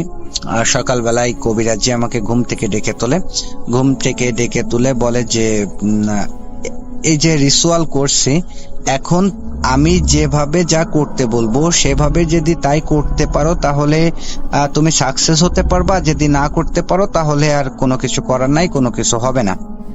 তো আমি বলি যে কি করতে হবে বলেন। তখন কবিরাজ একে একে সবগুলা জিনিস বের করে, প্রথমে মেথি আর সরিষা বের করে দিয়ে বলে, আর সঙ্গে কিছু পরিমাণ সিঁদুর। তো কবিরাজ আমাকে বলে যে মেথি আর সরিষা একসঙ্গে পোড়াতে হবে, যখন পোড়াবা তখন ওই সিঁদুর আর কি ওর ভিতরে ছিটাই দিতে হবে। আর এই যে সরিষার তেল, এটা মেয়ে শরীরে কোনোভাবে লাগাই দিতে হবে অথবা ছিটাই দিতে হবে। তো আমি বলি যে আচ্ছা ঠিক আছে। পরবর্তীতে ডিম বের করে, 3টা ডিমের গায়ে 3 কালারের লেখা, একটা ডিমের গায়ে সাদা কালারের লেখা আরবিতে, আর একটা ডিমের উপরে কালো কালার দিয়ে লেখা, একটা ডিমের উপরে লাল কালার দিয়ে লেখা, সবই আরবিতে লেখা। তো আমাকে বলে যে এই সাদা কালারের লেখা যে ডিমটা, এটা পুঁততে হবে দোচুলায়, অর্থাৎ আমাদের যশোরের ভাষায় মাটির চুলা, এক পাশে তরকারি এক পাশে ভাত, মানে কাঠ ঢুকানো ছিদ্র একটাই, যাকে আমাদের যশোরের ভাষায় দোচুলা বলে, অন্যান্য জায়গায় কি বলে আমি জানি না। তো দোচুলায় পুঁততে হবে। মনে রাখতে হবে যেদিন রাতে তুমি এই ডিমটা পুঁতবা, ওই দিন পরের দিন সকাল বেলায় ওই চুলায় রান্না হওয়া লাগবে। তো আমি বলি যে আচ্ছা ঠিক আছে। আর লাল কালার আর কালো কালারের যে লেখা যে ডিম দুইটা, এটা পুঁততে হবে জোড়া কবরে, অর্থাৎ স্বামী স্ত্রীর কবরে। তো আমি বলি যে আচ্ছা ঠিক আছে। তো কবিরাজ এখানে বলে যে এই ডিম পুঁতা আর সরিষা পোড়ানো এটা একই রাতে করতে হবে, আর মনে রাখতে হবে রাত 12টার পরে 4টার ভিতরে করতে হবে, অর্থাৎ 12টার আগেও করা যাবে না, 4টার পরেও করা যাবে না। তো আমি সবকিছু বুঝে নিয়ে কবিরাজের কাছ থেকে বিদায় হয়ে বাড়ি চলে আসি। বাড়ি চলে এসে ভাবতে থাকি যে এখন কিভাবে কি করা যায়। আমার অতটাও সাহস ছিল না যে আমি একা একা কোনো কিছু করব। তো এখানে বলে রাখি, আমি কবিরাজের কাছে একটা প্রশ্ন করি যে আমি মানে একা একা কাজ করা যাবে কিনা বা অন্য কেউ করলে হবে কিনা। তো কবিরাজ আমাকে বলে যে একা একাই করতে হবে, কিন্তু অন্য যে কেউ করলে হবে। তো মনে রাখতে হবে যে সঙ্গে লোকও যাওয়া যাবে। মনে রাখতে হবে যে কবরে তোমরা ডিমটা পুঁতবা, ওই কবর থেকে এতটাই, মানে যে পুঁততে যাবে তার থেকে এতটাই দূরত্বে থাকতে হবে যে একে অপরের কেউ কাউকে যেন দেখতে না পাই। তো আমি বলি যে আচ্ছা ঠিক আছে। তো আমি বাসায় আসার পরে ভাবতে থাকি যে কি করব। তো একটা পর্যায়ে আমি মিনারুলের সাথে সব ঘটনা শেয়ার করি। তো মিনারুল আমাকে বলে যে আচ্ছা ঠিক আছে, কবে কি করবে আমাকে একটু জানাস, আমি তোর সঙ্গে থাকবো। এখানে বলে রাখি, আমার ফুপুর বাড়ি আমাদের বাড়ির থেকে একটু দূরে। তো আমার ফুফাতো একটা ভাই আছে যার নাম হলো মামুন। আমরা 3 জন, মামুন, আমি আর মিনারুল, প্রায় সমবয়সী, চলাফেরা খেলাধুলা সব একসঙ্গে। তো আমি মামুনের সাথেও ঘটনাটা শেয়ার করি যে করছে, এখন কি করা যায়। তো মামুনও আমাকে বলে যে আচ্ছা ঠিক আছে, আমিও থাকবো তোর সাথে। তো আমরা একটা দিন ঠিক করি যে অমুক দিন এই কাজটা করব। তো যেদিন করব এই দিন রাত্রে বেলায় সন্ধ্যা থেকে রাত 12টা বাজার অপেক্ষা করতে থাকি সবকিছু কমপ্লিট করে। তো 12টার সময় আর কি আমি ডিম পোতার জন্য দোচুলা খুঁজতে ওই ফুফুদের বাড়ি পাই। মামুন আমাকে বলে যে আমাদের বাড়ি দোচুলা আছে, তো সকালবেলায় মা ওই জায়গায় রান্না করে, আর দোচুলায় রান্না করে। তো আমি যে মামুনদের বাড়ি যে দোচুলা আছে ওখানে ডিমটা পুঁতে রেখে আসি 12টার পরে। আর পরবর্তীতে খুঁজতে থাকি জোড়া কবর। তো বেশি খোঁজাখুঁজি লাগে না, প্রথম কবরটা পেয়ে যায় আমাদের মসজিদের সামনেই, একটা জোড়া কবর, স্বামী স্ত্রীর কবর। তো মামুন বলে যে আমি ওই জায়গায় যাচ্ছি। যেহেতু মসজিদের সামনে আশেপাশে বাড়িঘর আছে, কোনো ভয়ের কোনো কিছু ছিল না। তো মামুন ওখানে যায়, যে ডিমটা পুঁতে রেখে আসে কোনো সমস্যা ছাড়াই। আমরা বিভ্রান্তিতে পড়ি দ্বিতীয় কবরটা নিয়ে, অর্থাৎ দ্বিতীয় কবর খোঁজার ক্ষেত্রে। দ্বিতীয় কবরটা যখন আমরা খুঁজতে থাকি, তো জোড়া কবর আমরা পাচ্ছি অনেক জায়গায়, বাট এমন এমন জায়গায় পাচ্ছি যেখানে যাওয়া আমাদের পক্ষে কোনোভাবেই সম্ভব না। কারণ যে জায়গায় পাচ্ছি খুব ভয়ের জায়গা। তো অনেক খোঁজাখুঁজির পরে একটা জোড়া কবর পাই আমাদের বাড়ির পাশেই আর কি, মানে একটু দূরে একটা জোড়া কবর। তার আশেপাশে কিছু বাড়িঘর আছে, যে বাড়িঘরগুলো আছে তাদেরই পারিবারিক কবরস্থান। তো কবরের স্থানের পাশে যেহেতু বাড়িঘর, মানে খুব বেশি যে ভয়ের জায়গা তাও কিন্তু না, আবার ভয় নাই সেটা বললেও ভুল হবে। তো যাই হোক, আমরা ওটাই পুঁতার সিদ্ধান্ত গ্রহণ করি যে ওই জায়গায় যেহেতু আশেপাশে বাড়িঘর আছে, তো ওই জায়গায় পুঁতবো। তো ওই জায়গায় যাবে কে? তো মিনারুল বলে যে আমি যাব। তো মিনারুল চলে যায়। যাওয়ার পরে মিনারুলও কোনো সমস্যা ছাড়া ডিমটা পুঁতে চলে আসে। তো আমরা মহা খুশি। আর বাদ বাকি যে কাজগুলো সেটাও কোনো সমস্যা ছাড়াই হয়ে যায়। তো আমরা মহা খুশি যে যাই হোক সব কাজই কোনো সমস্যা ছাড়া হয়ে গেছে। তো আমরা সুমির রেসপন্সের জন্য অপেক্ষা করতে থাকি যে সুমির রিয়াকশনটা কি আসে। তো আল্লাহর রহমতে 1 সপ্তাহের ভিতরে সুমি আমার প্রতি দুর্বল হতে থাকে। একটা পর্যায়ে সুমি আমার প্রপোজাল অ্যাকসেপ্ট করে, আমাকে ভালোবাসতে শুরু করে। তো খুব সুন্দরভাবে দিনকাল কাটতেছিল, কোনো সমস্যা ছাড়া খুব ভালোভাবে দিনকাল কাটতেছিল। একটা সময় সুমির ফ্যামিলি থেকে সুমিকে বিয়ে দেওয়ার জন্য পাত্র দেখতে থাকে। তো সুমি আমাকে ফোন দিয়ে জানাই যে বিপ্লব, আমার জন্য তো ছেলে দেখতেছে, তো এখন আমি কি করব? তো আমি সুমিকে বলি তাহলে চলো একটা কাজ করে আমরা বিয়ে করে ফেলি। তো সুমি আমার কথায় রাজি হয়ে যায়। তো আমি, মামুন, মিনারুল আর সুমির একটা দুলাভাই মিলে কোড ম্যারেজ করে ফেলি। তো কোড ম্যারেজ করার পরে সুমির মতো সুমির বাসায়, আমি আমার মতো পড়াশুনো করতে থাকি। এভাবেই দিনকাল কাটতে থাকে কোনো সমস্যা ছাড়া। সমস্যা শুরু হয় বিয়ের মাসখানেক পরের থেকে। সমস্যাটা হয় হঠাৎ করে একদিন মামুন আমাকে বলে যে ভাই, গতকাল রাতে আমি একটা স্বপ্ন দেখলাম। স্বপ্নের কোনো আগামাথা বুঝলাম না, কেন দেখলাম সেটাও জানি না।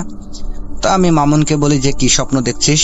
তো মামুন আমাকে বলে যে এরকম স্বপ্নে দেখতেছি যে একটা কালো অবয়ব আমার সামনে আসছে। সামনে আসার পরে আমাকে বলতেছে যে তোরা যে কাজটা করছিস আদৌ ভালো কাজ করিসনি, এর জন্য তোদের ফল ভোগ করতে হবে, তোদের মরতে হবে। এ কথা বলে অট্ট হাসি দিয়ে আমার সামনের থেকে চলে যায়, আমার ঘুম ভেঙে যায়। তো আমি মামুনকে বলি যে তুই যে স্বপ্ন দেখছিস এটা হয়তো বা দুঃস্বপ্ন। তো মামুনও আমার কথা সায় দিয়ে আর কি মেনে নেয় যে হতে পারে। তো ওই দিন বিকাল বেলায় মিনারুলও আমার সাথে একই কথা বলে যে ভাই, আমি একটা স্বপ্ন দেখছি, তো কেন দেখছি, কি কারণে দেখছি তা জানি না। তো আমি মিনারুলকেও বলি যে কি স্বপ্ন। মিনারুলও আমার সাথে সেম কথাটাই বলে যে এরকম স্বপ্নটা হলো, মানে আমি ঘুমানোর পরে আমার সামনে একটা কালো অবয়ব আসছে। কালো অবয়ব আসার পরে সে আমাকে বলতেছে তোরা যে কাজটা করছিস আদৌ ভালো কাজ করিসনি, এর ফল তোদের ভোগ করতে হবে, তোদের মরতে হবে। এই বলেই অবয়বটা অট্ট হাসিতে ফেটে পড়ে। যখনই হাসতে থাকে তখনই আমার ঘুম ভেঙে যায়। তো এটা শোনার পরে আর কি আমি একটু ভাবতে থাকি যে কেন হলো মিনারুল আর মামুনের সাথে। তো আমি কোনো কিছু বুঝতে পারতেছিলাম না। তো মিনারুলকেও আমি একই কথা বলি যে তুই দুঃস্বপ্ন দেখছিস।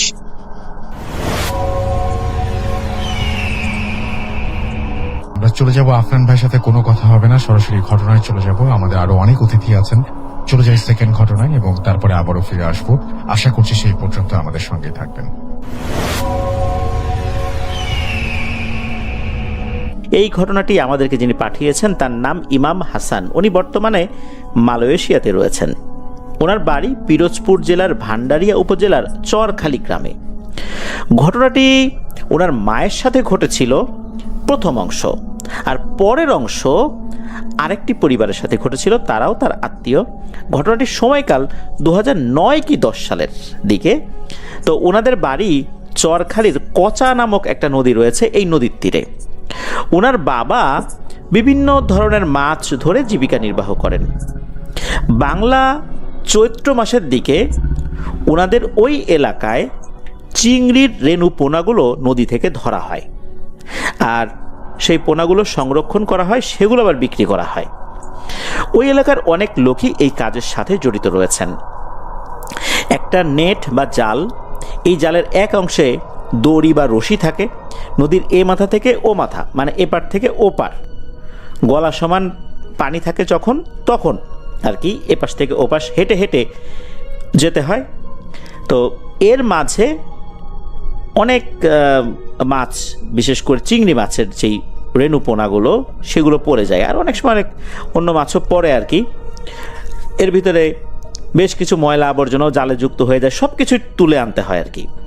আর সেখান থেকে এই ময়লা আবর্জনাগুলো আলাদা করে চিংড়ির রেণু পোনাগুলো সংরক্ষণ করতে হয়। একটা নির্দিষ্ট সময়ে শুধু এই রেণু পোনাগুলো পাওয়া যায়। এই রেণু পোনাগুলো আবার অন্য জায়গায় বিক্রি করা হয়, তারা আবার সেটা চাষ করেন। এই রেণু পোনাগুলো আবার নদীর একটা বিশেষ জায়গায় জালের মধ্যে সংরক্ষণ করে কিছুটা বড় করা হয়, সেটা আবার আর একজনদের কাছে বিক্রি করেন। এভাবে কিন্তু এই রেণু পোনার যে ব্যবসাটা, এটা চলে। অনেকেই এই প্রফেশনের সাথে জড়িত হয়ে যান ওই নির্দিষ্ট সময়ে। তো এরকমই একটা সময়ে অনেকেই কাজ করছিলেন। এর মধ্যে ইমাম হাসান ভাইয়ের মাও বসা ছিলেন, তারপর তার একজন চাচাতো দাদি এবং তার ছেলেও এই কাজ করছিলেন।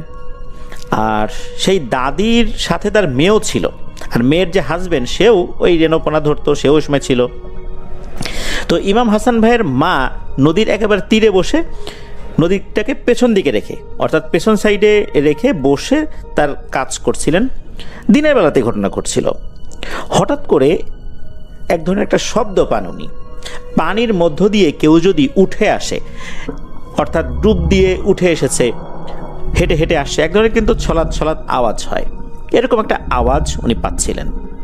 তো ওনার মা কি মনে করে পেছন দিকে তাকিয়েছেন, তাকিয়েই বেশ একটু বিব্রত বোধ করেন। একটা অপরিচিত পুরুষ লোক উঠে এসছে। ওখানে যারা কাজ করতেন সকলেই একে অন্যের চেনা ছিল, অধিকাংশ লোকই সবাই সবার আত্মীয় স্বজন ছিল। হঠাৎ করে এরকম একজন অপরিচিত লোক উঠে আসছে, এটা দেখে উনি বেশ বিব্রত হয়েছেন, কিছুটা ভয়ও পেয়েছেন যে এই লোকটা এভাবে হুট করে কোথা থেকে চলে আসলো, আগে তো কখনো এই এলাকায় একে দেখি নাই, আর কেমন যেন রহস্যময় চেহারা, কেমনভাবে তাকিয়ে আছে।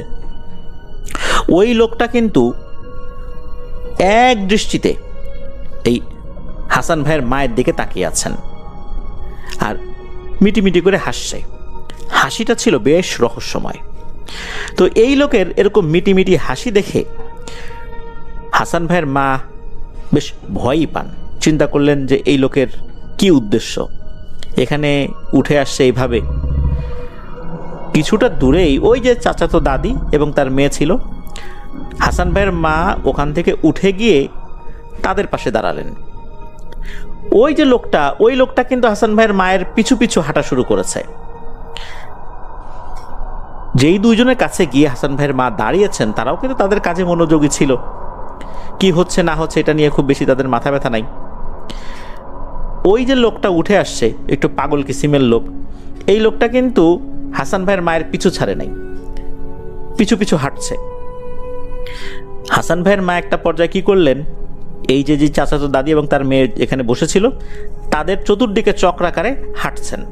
ওই লোক তার পিছু পিছু হাঁটছে এবং হালকা করে, অর্থাৎ মৃদু মৃদু হাসছে। হাসির কোনো শব্দ হচ্ছে না, মৃদু হাসি আর কি। এরকম করে বেশ কিছুক্ষণ চলে যায়। এর মধ্যে কি হয়, হাসান ভাইয়ের বাবা চলে আসেন। তোর বাবাকে দেখে হাসান ভাইয়ের মা তার কাছে ছুটে যান এবং বলেন যে এই দেখো তো, এই লোকটা কেমন কেমন করতেছে, আমার পিছু লাগছে, আমার পিছু পিছু ঘুরতেছে। তখন হাসান ভাইয়ের বাবা বলেন যে আরে এটা দেখে মনে হচ্ছে পাগল, কোত্থেকে উঠে আসছে, পাগলরে দেখে এত ভয় পাওয়ার কিছু নেই, তুমি যে কাজ করতেছিল সেটা করো, এই যে আরও কিছু জিনিস নিয়ে আসি এর ভিতর থেকে, চিংড়ি রেণু পোনাগুলো বাছাই করো। এই বলে অসংখ্য কর্দমাক্ত কিছু জিনিস, ময়লা আবর্জনা এগুলো দিয়ে যান, যেটা পানির মধ্যে থেকে তুলে আনতে হয়। এর ভিতরেই কিন্তু রেণুপোনা থাকে আর কি। তো এগুলো বাঁচতে হয়। তো উনি দিয়ে গেলেন, কিন্তু হাসান ভাইয়ের মায়ের মনে কিন্তু ভয় কাজ করছিল। আর ওই যে লোকটা, ওই লোকটা কিন্তু হাসান ভাইয়ের বাবাকে দেখে একটু দাঁড়িয়ে গিয়েছেন একটু সময়ের জন্য। যেই না হাসান ভাইয়ের বাবা চলে গেছেন, আবার কিন্তু সে হাসান ভাইয়ের মায়ের কাছে আসার চেষ্টা করছে। এই সময় এই যে চাচাতো দাদি, এই চাচাতো দাদির মেয়ের যে হাজবেন্ড, সে এসে পড়ে। সে আবার বেশ রাগী ছিল। তখন হাসান ভাইয়ের মা এই লোকটার কাছে গিয়ে বলে যে, এই বাবা দেখো তো, এই লোকটা কতক্ষণ ধরে এরকম পিছু পিছু ঘুরতেছে। তখন এই চাচাতো দাদির মেয়ের হাজবেন্ড সে কি করে, ওখানে গিয়ে বলে, বেটা কে রে বেটা তুই, আর এখানে এতগুলো মহিলা মানুষ কাজ করতেছে, তুই এখানে আসছিস কেন? তোর কি লজ্জা শরম নাই? যা এখান থেকে ভাগ। এই কথা শোনার পর ওই লোকটা কিছু বলে না, খালি হাসে। আর হাসি নিঃশব্দের হাসি, কোনো শব্দ হচ্ছে না।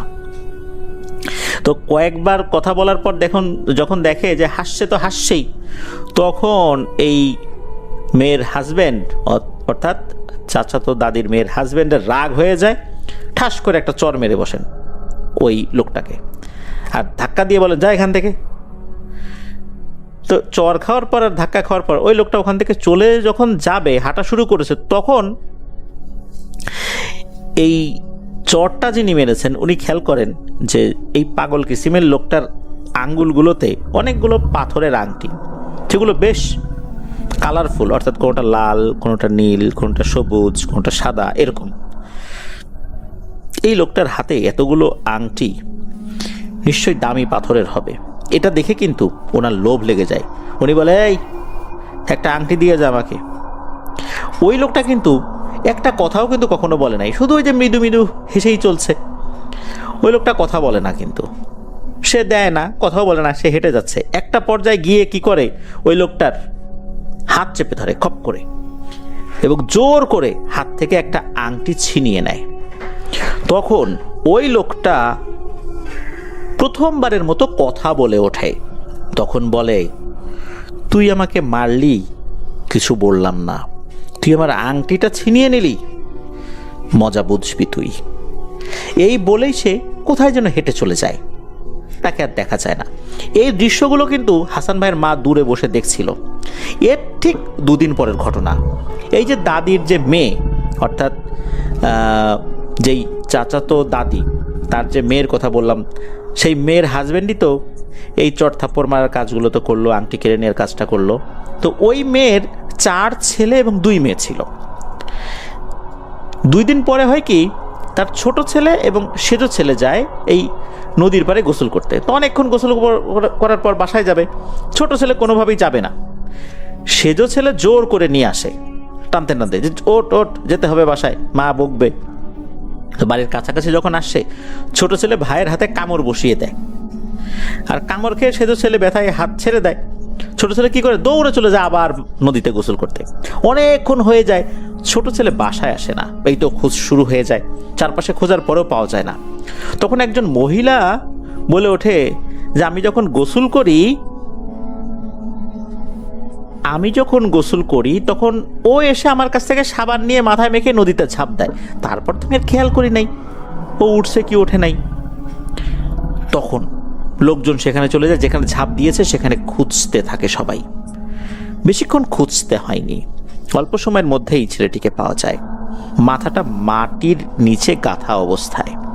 ওই অবস্থায় তুলে হসপিটালে নিয়ে যাওয়া হলেও আসলে অনেক আগেই ছেলেটি মারা গিয়েছিল। তাকে বাসায় আনা হয়, গোসল দেওয়া হয়, দাফন কাফন করা হয়। সবচেয়ে রহস্যময় ব্যাপার যেটা ঘটে সেটা হচ্ছে, যখন দাফন কাফন করা হয়ে যায়, কিছুক্ষণ পর পর অদ্ভুত চেহারার এক একজন পাগল ওই বাড়িতে আসে। একসাথে না, কিন্তু একজন যায়, কিছুক্ষণ পরে আরেকজন আসে, এবং ওই দাদির মেয়েকে বলে, পাগলগুলো বাচ্চার মাকে বলছে, কান্না করিস না, যে যাবার সে চলে গেছে, ধৈর্য ধর, নিশ্চয়ই ধৈর্যশীলকে আল্লাহ পছন্দ করেন। এভাবে কিছুক্ষণ পর পর একটা করে পাগল আসতো আর এই কথা বলে সান্ত্বনা দিয়ে চলে যেত। এই পাগলগুলো কোত্থেকে আসতো, কোথায় চলে গেল, কারা ছিল, এদেরকে আগেও কেউ কখনো দেখেনি, পরেও কেউ কখনো দেখেনি। রহস্যময় এই পাগলগুলো কোত্থেকে এসেছিল, কোথায় চলে যেত, এটা আজও রহস্যই রয়ে গেছে।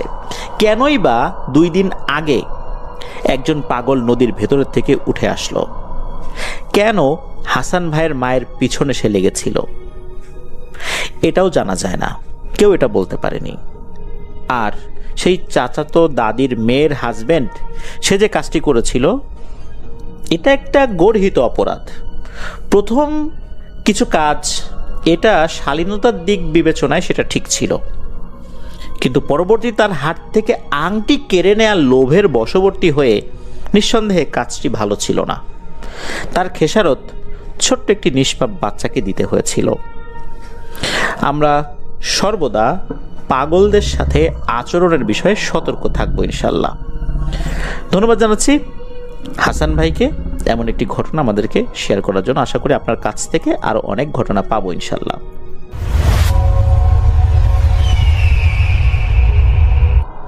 Welcome back. আপনাদের সবাইকে স্বাগত জানাচ্ছি আমি রাসেল। আশা করছি আপনারা সবাই ভালো আছেন এবং ভালোর দলে আছেন।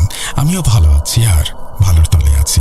কোনো কথা না বাড়িয়ে এবার সরাসরি চলে যাব একটা অডিও ক্লিপে। আশা করছি প্রথম থেকে শেষ পর্যন্ত শুনবেন এবং ভালো লাগবে আপনাদের। চলুন শুরু করা যাক।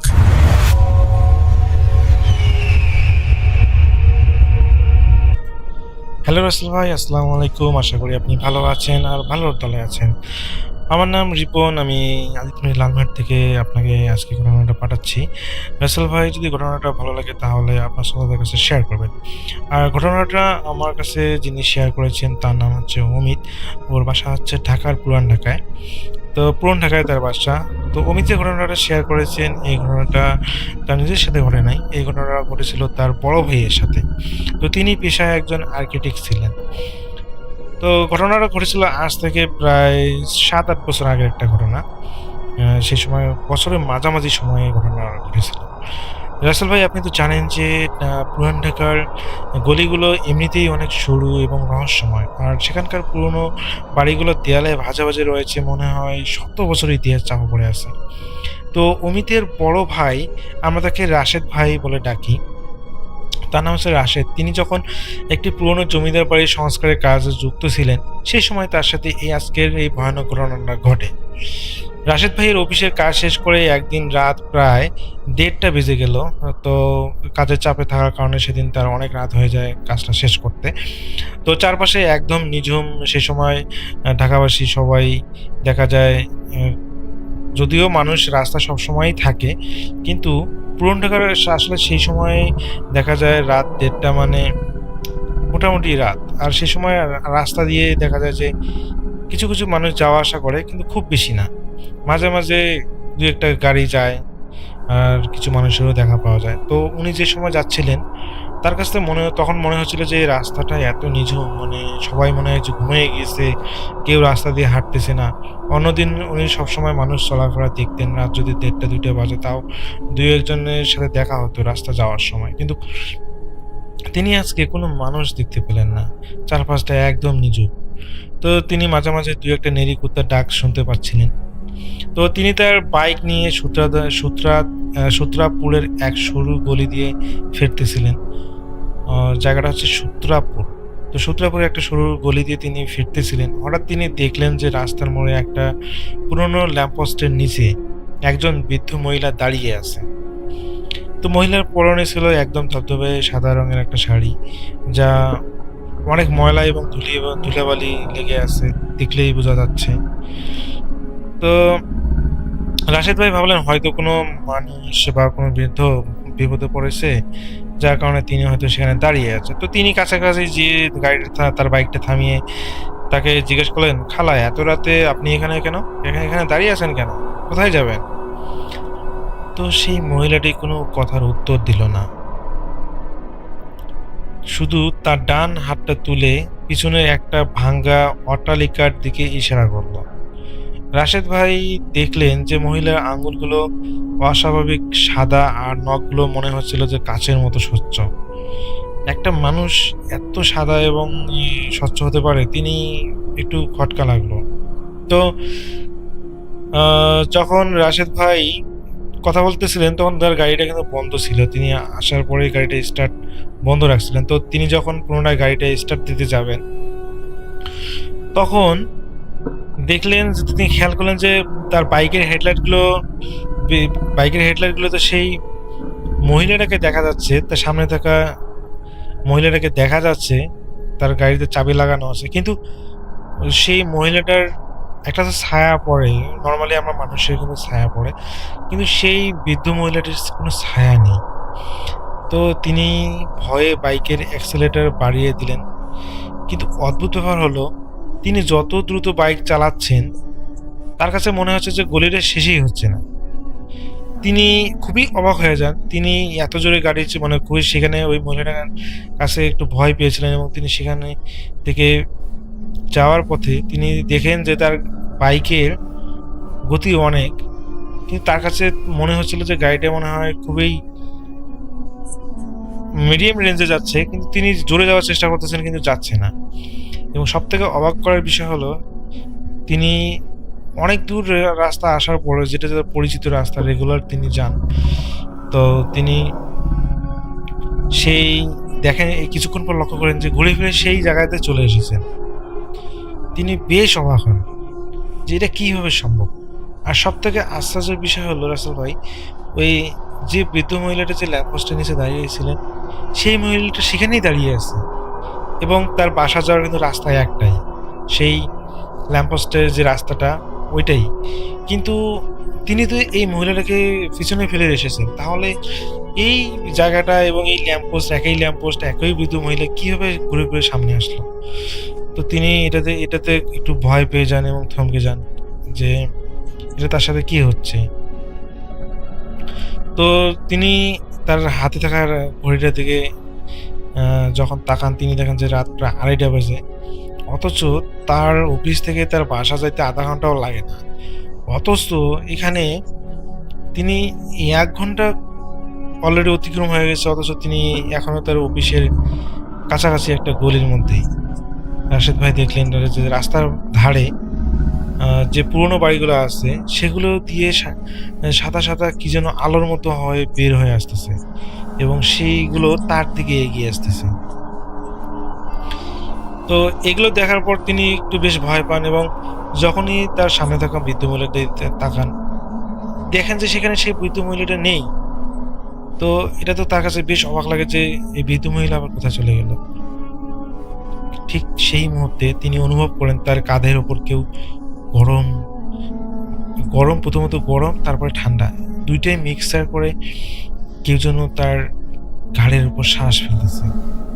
এবং যখনই তিনি কাল্লা ঘুরে পিছনে তাকান, তিনি দেখেন সেই বৃদ্ধ মহিলাটা তার বাইকের পিছনে সিটে বসে আছে। এবার তার মুখটা স্পষ্ট দেখা যাচ্ছে। তার মুখের মধ্যে কোনো নাক নেই, কোনো ঠোঁট নেই, শুধু চামড়া দিয়ে ঢাকায় একটা সমতল মুখ, যার মাঝখানে একটা ফুটন্ত তেলের মতো লাল চোখ জ্বলজ্বল করছে। সে তার লম্বা হাত দিয়ে রাশেদ ভাইয়ের হাত দুটোকে হ্যান্ডেল থেকে সরিয়ে দিল। রাশেদ ভাই দেখলেন তার নিজের হাতগুলো ধীরে ধীরে পাথরের মতো শক্ত হয়ে যাচ্ছে। সে সত্তাটা এবার তার কানে কানে কিছু একটা ফিসফিস করে বলল। তিনি এরকমটা শুনতে পেলেন যে এইগুলোতে যে ঠোকে সে আর কোনোদিন আলো দেখে না, ফিরে যায় না, তুইও আজ বাঁচতে পারবি না, এই ধরনের একটা তিনি কথা শুনলেন। তো রাশেদ ভাই এটা শুনে তো প্রচন্ড পরিমাণ ভয় পেলেন। ঠিক সেই সময় সেই বৃদ্ধা এবার তার আসল রূপ ধারণ করলো। তার অবয়বটা ধোয়ার মতো বড় হয়ে পুরো গলিটা ঢেকে ফেললো। রাশেদ ভাই দেখলেন তার চারপাশে থাকা দেয়ালগুলো ধীরে ধীরে সংকুচিত হয়ে তাকে পিষে ফেলার চেষ্টা করতেছে। তিনি অনুভব করলেন যে তার ফুসফুস থেকে বাতাস বের হচ্ছে না। মনে হচ্ছিল যে তার ফুসফুস থেমে গেছে এবং তিনি মনে হয় স্বপ্নের মধ্যে বিচরণ করতেছেন। তিনি স্পষ্টভাবে তিনি লক্ষ্য করতেছেন যে তার ফুসফুস কোনো কাজ করতেছে না, বা আমাদের যেমন বেঁচে থাকার জন্য যেমন আমরা প্রতি সেকেন্ডেই নিঃশ্বাস নেই ছাড়ি, এরকমটা কোনো কিছু তার কাছে মনে হচ্ছে না। মনে হচ্ছে যে তিনি যদি দম বন্ধ করে এমনিতেই থাকেন, তিনি থাকতে পারতেছেন। তো তিনি তখন বুঝতে পারেন যে তার সাথে যা কিছু হচ্ছে সেগুলো স্বাভাবিক কিছু নয়, এগুলোই অবশ্যই কোনো খারাপ কিছু, এবং এটা কোনো সাধারণ মূল্য নয়, এটা অবশ্যই খারাপ একটা জিন। সেই সময় তিনি তার যত জানা দরুদ এবং সূরা আছে সেগুলো তিনি দোয়া দরুদ পড়তে শুরু করেন। তিনি চোখ বন্ধ করে লাগাতার জোরে পড়তে শুরু করেন, এবং সেই মুহূর্তে তিনি অনুভব করেন একটা বিকট শব্দ হলো, এবং সেই শব্দটা হওয়ার সঙ্গে সঙ্গে তিনি যখন চোখ খোলেন তিনি দেখেন যে একটা আলো, এত ঝলকানো একটা আলো, বিদ্যুৎ চমকালে যেরকম আলো হয় তার থেকে মনে হয় যে 100 গুণ আলো একটা চমকালে যেরকম পরিস্থিতি হয়, এরকম একটা বিদ্যুৎ বয়ে গেল পুরা এলাকায়। এবং সেই সাথে সাথে তিনি গাড়ি থেকে ছিটকে একটা রাস্তার সাইডে যে উড়ে যেয়ে পড়েন, এবং তিনি তার জ্ঞান ধরে রাখতে পারেন না, সেখানে তিনি অজ্ঞান হয়ে পড়ে যান। তো পরের দিন সকালে যখন স্থানীয়রা রাশেদ ভাইকে এই সূত্রাপুরের এক পরিত্যক্ত কুঠিরের ভিতরে অজ্ঞান অবস্থা পায়, এবং তার সারা শরীরে ইটের গুঁড়া আর পুরনো পলেস্টার মাটি মাখা চাকা ছিল। তো রাশেদ ভাই যখন স্যার সলিমুল্লাহ মেডিকেল কলেজে ভর্তি করা হয়, তারপরে যখন তিনি সুস্থ হন তখন তিনি সমস্ত কিছু বলেন। তিনি বাসায় আসার পরে আসলে নর্মাল ছিলেন না, তার প্রতিদিনই যে জ্বর আসে এবং তিনি রাতের বেলা উল্টাপাল্টা আবল তবল বলেন। তো প্রথমত পরিবারের লোকজন ভাবছিল যে হয়তো জ্বরের কারণে তিনি এই ধরনের উল্টাপাল্টা কথা বলতেছেন। তো এরকম করে 1 সপ্তাহ যাওয়ার পর পরিবারের লোকজন এটা স্বাভাবিকভাবে মেনে নেয় না। পরবর্তীতে তারা একটা হুজুরকে নিয়ে আসে, প্রবীণ হুজুরকে ডেকে আনেন। তো সেই হুজুর রাশেদ ভাইকে দেখে শিউরে ওঠেন। তিনি বলেন যে রাশেদ সাহেব ওই রাতে বুবা জিনের এমন এক আস্তানায় ঢুকেছিলেন যারা 100 বছর ধরে ওই গলিতে মানুষের হাহাকার জমিয়ে রেখেছে। তো যার কারণে আসলে ওই জিনেরা তাকে আসলে আক্রমণ করেছে। তো যাই হোক, চিন্তার কারণ নেই। তো আমি 3 দিনের জন্য পানি পড়া এবং যে দোয়া দরুদগুলো দেবো এগুলো পরে এনাকে ফুগালে পরে ঠিক হয়ে যাবে। তো এরপর হুজুর আসলে তার রুকাইয়া করা সমস্ত কিছু শিখাই দিয়ে দেন, এবং পরবর্তীতে দেখা যায় যে রাশেদ ভাইয়ের উপর পানি পড়া খেতে দেওয়া হয়, এবং তার উপর দোয়া দরুদগুলো যেগুলো হুজুর বলেছিল সেগুলো ফুগিয়ে দেওয়া হয়। তো পরবর্তীতে তিনি সুস্থ হন, এবং এখন তিনি আল্লাহর রহমতে এখন পর্যন্ত তিনি সুস্থ আছেন। আর এরপর আসলে তিনি ওই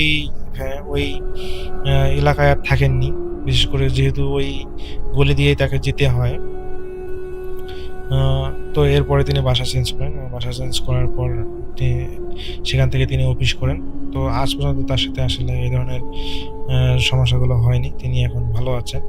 তো রাসেল ভাই, এই ছিল আমার ঘটনা।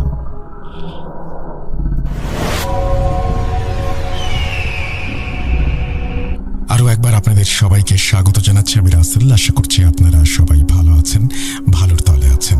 আমিও ভালো আছি আর ভালোর তলেই আছি। এবার দ্বিতীয় অডিও ক্লিপে যাব। আশা করছি প্রথম থেকে শেষ পর্যন্ত শুনবেন এবং ভালো লাগবে আপনাদের। চলুন শুরু করা যাক।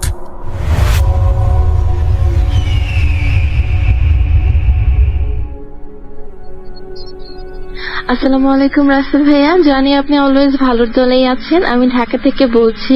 আজকে আমি যে ঘটনাটি শেয়ার করব সেটি আমার একজন পরিচিত ব্যক্তির সাথে ঘটা, এবং কিছু প্রবলেমের কারণে আমাদের দুজনের আইডেন্টিফিকেশন আমি স্কিপ করে যাচ্ছি।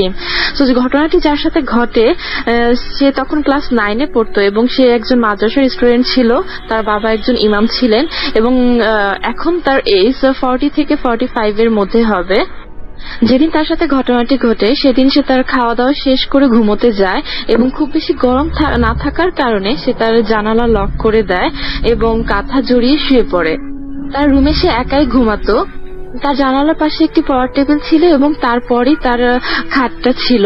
যখন সে তার মধ্যে ড্রজিনেস ভাবটা আসে, হঠাৎ করে সে খেয়াল করে একটা তীব্র আলো তার চোখে লাগে। সে বলছিল যে আলোটা এরকম ছিল যে টিভিতে দেখায় যে সাপের মনি হলে যেরকম হঠাৎ করে একটা আলো, অনেক আলো এক কর্নার থেকে চোখে লাগছে, সেরকম ভাবে তার চোখে ওই আলোটা লাগছিল। সে চোখ খুলে দেখে ওই আলোর মধ্যেই সে দেখতে পায় যে তার খাটের 2 কর্নারে 2জন মহিলা দাঁড়িয়ে আছে, এবং এবং ওই কর্নারে দুজন মহিলার মধ্যে থেকে একজন বলছে যে ওকে কিছু করো না।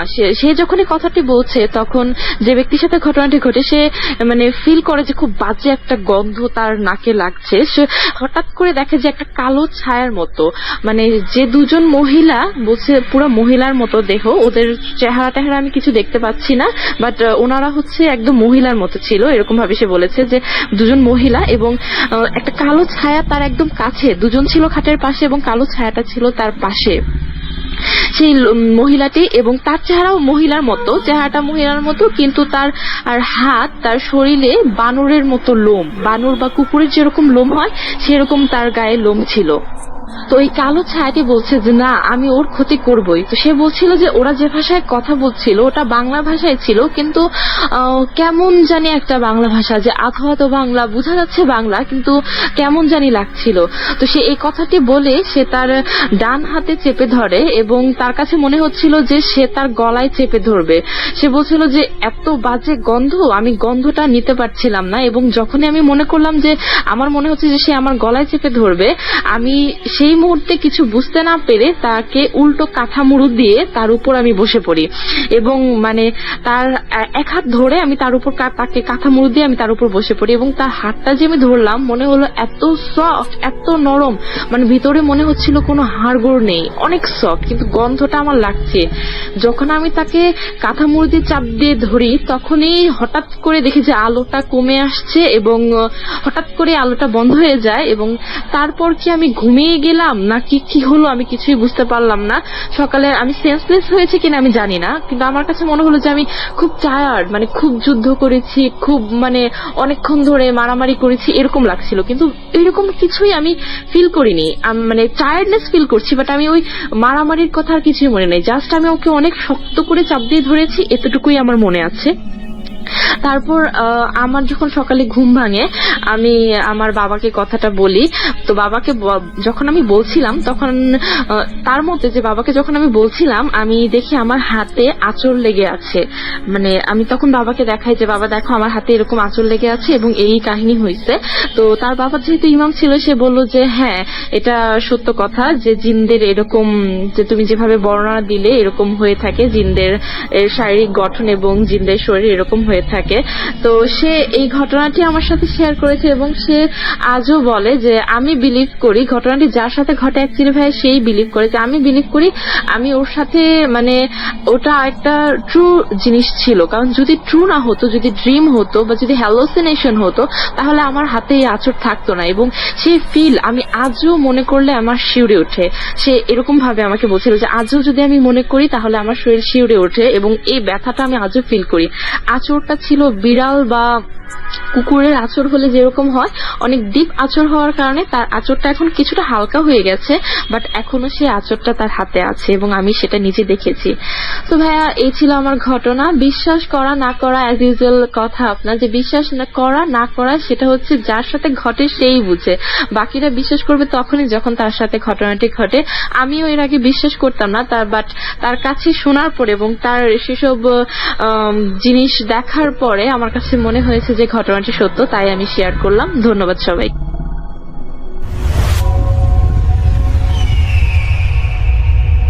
আরও একটা ঘটনায় চলে যাব আমরা এবং এই ঘটনাটি একটা অডিও ক্লিপ। চলুন শুনে আসি অডিও ক্লিপটি। আশা করছি এই অডিও ক্লিপটিও আপনাদেরকে অনেক অনেক আনন্দ দেবে। চলুন শুনে আসি।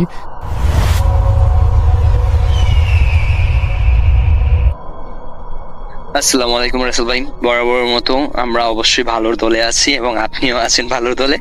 তো আজকে আমি যে ঘটনাটি শেয়ার করব সেটা হচ্ছে আমার নানা বাড়িতে আর কি, আমার এক চাস্তো নানার সাথে ঘটনাটা ঘটেছে। এমন কি আমার নানা বাড়ির যে আশেপাশে 5-6 গ্রাম আছে সেই গ্রামগুলোতেও এই ঘটনাটা অনেকটা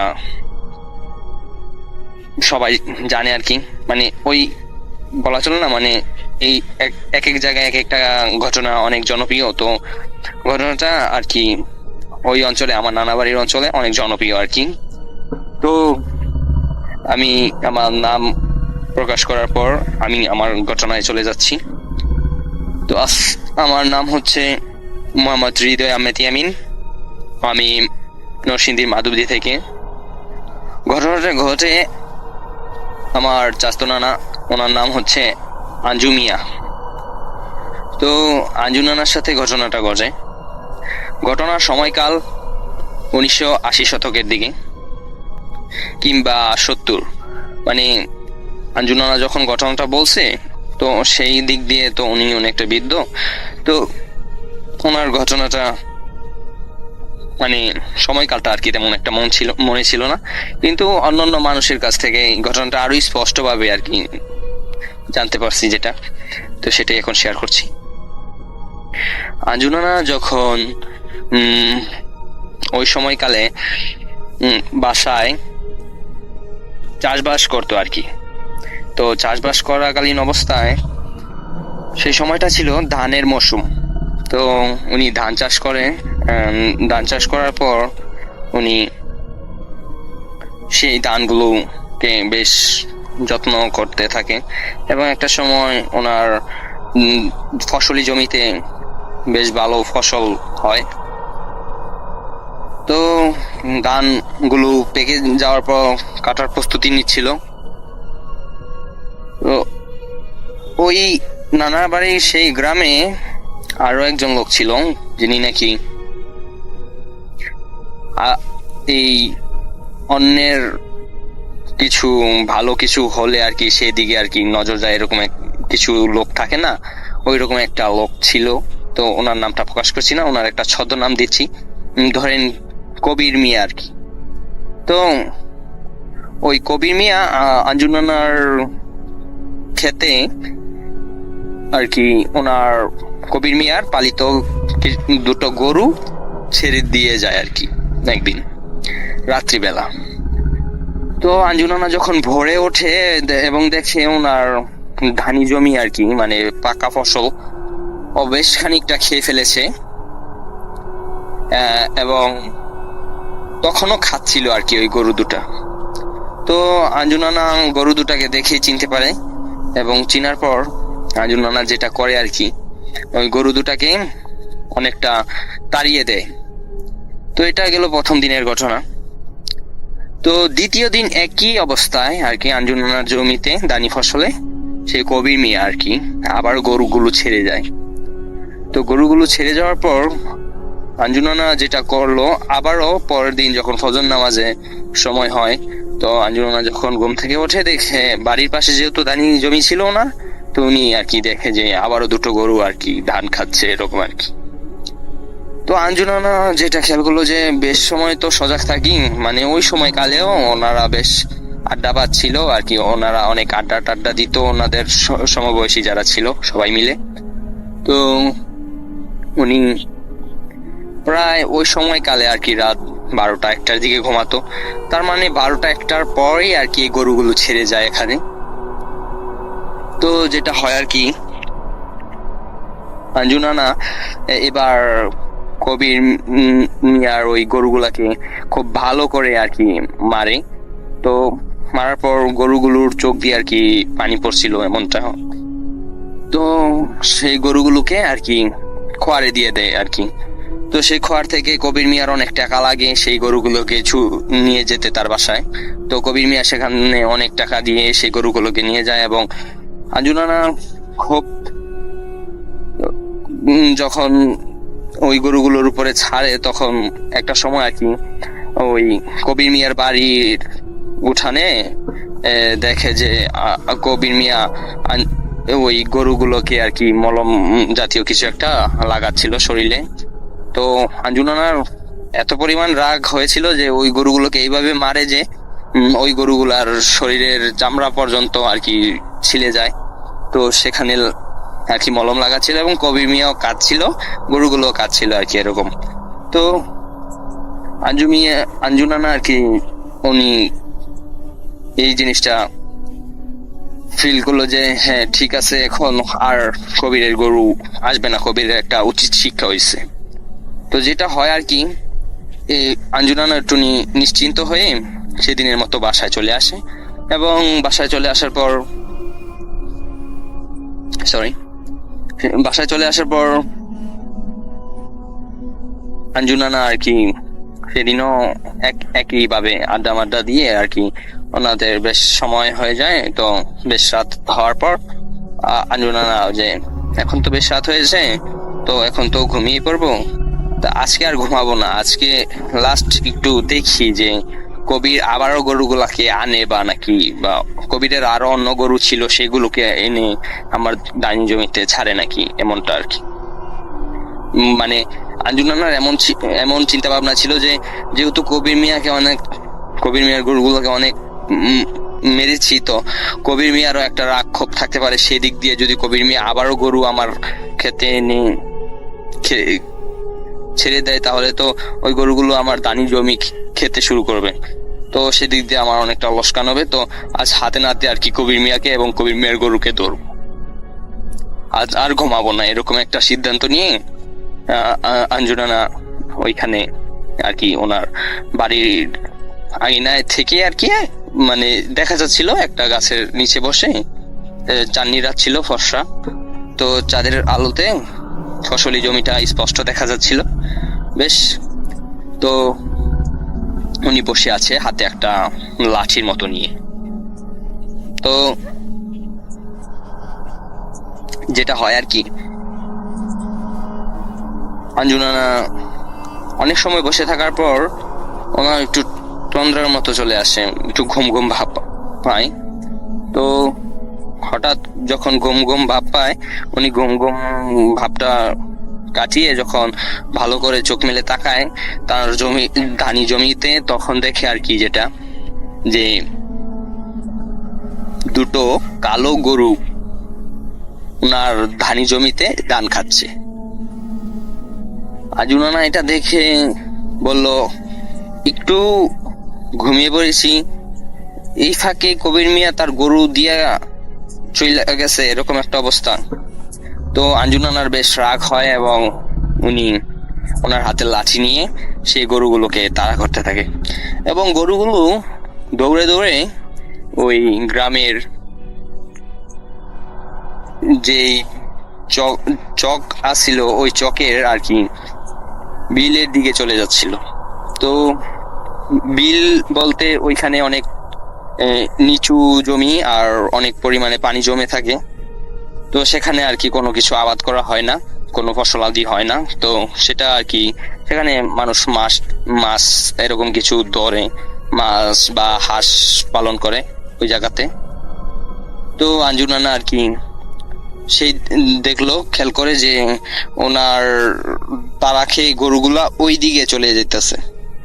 তো ওই দিকে চলে যাওয়াতে আঞ্জুনানা যেটা করলো, মানে তখন ওনার তেমন কোনো হুঁশ জ্ঞান ছিল না, উনি একটাই কথা যে ওই গরুগুলোকে আবারও গতকালের মতো বেধড়ক মারতে হবে, নয়তো কবির মিয়ার শিক্ষা হবে না।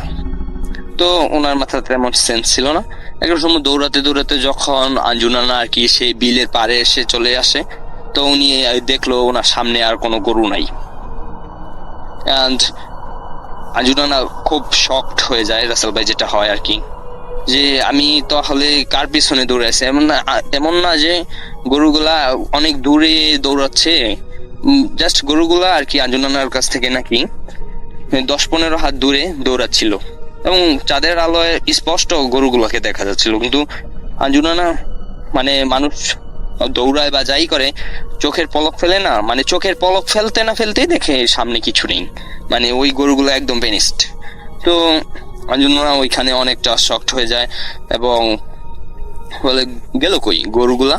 তো উনি আশেপাশে দেখলো কোনো কিছুই নাই, এবং উনি যেখানে দাঁড়িয়ে আছে ওইখানে অনেক ফসলি জমি এবং সামনে আর কি বিল, মানে আর 10-15 হাত গেলেই বিল, ওই পানির জলাশয়ের মতো আর কি। তো যেটা হয় আর কি, আঞ্জুনানা তো অনেকটা ভয়ে পেয়ে যায়। তো এর মধ্যে দিয়ে উনি শুনতে পায়, তোকে অনেকদিন পরে পাইছি, আজ তুই কোথায় যাবি, এরকম একটা আর কি শব্দ শুনতে পায়। তো এই কথাটা শোনার পর আঞ্জুনানা আরো বেশি ভয় পেয়ে যায় এবং উনি পরে খেয়াল করে যে কবির মিয়ার বাড়ির দিকে তো ওই গরুগুলা গেল না, গরুগুলো আমার তাড়ানি খেয়ে এই বিলের দিকে কেন চলে আসলো, আর গরুগুলা গেলেই কই।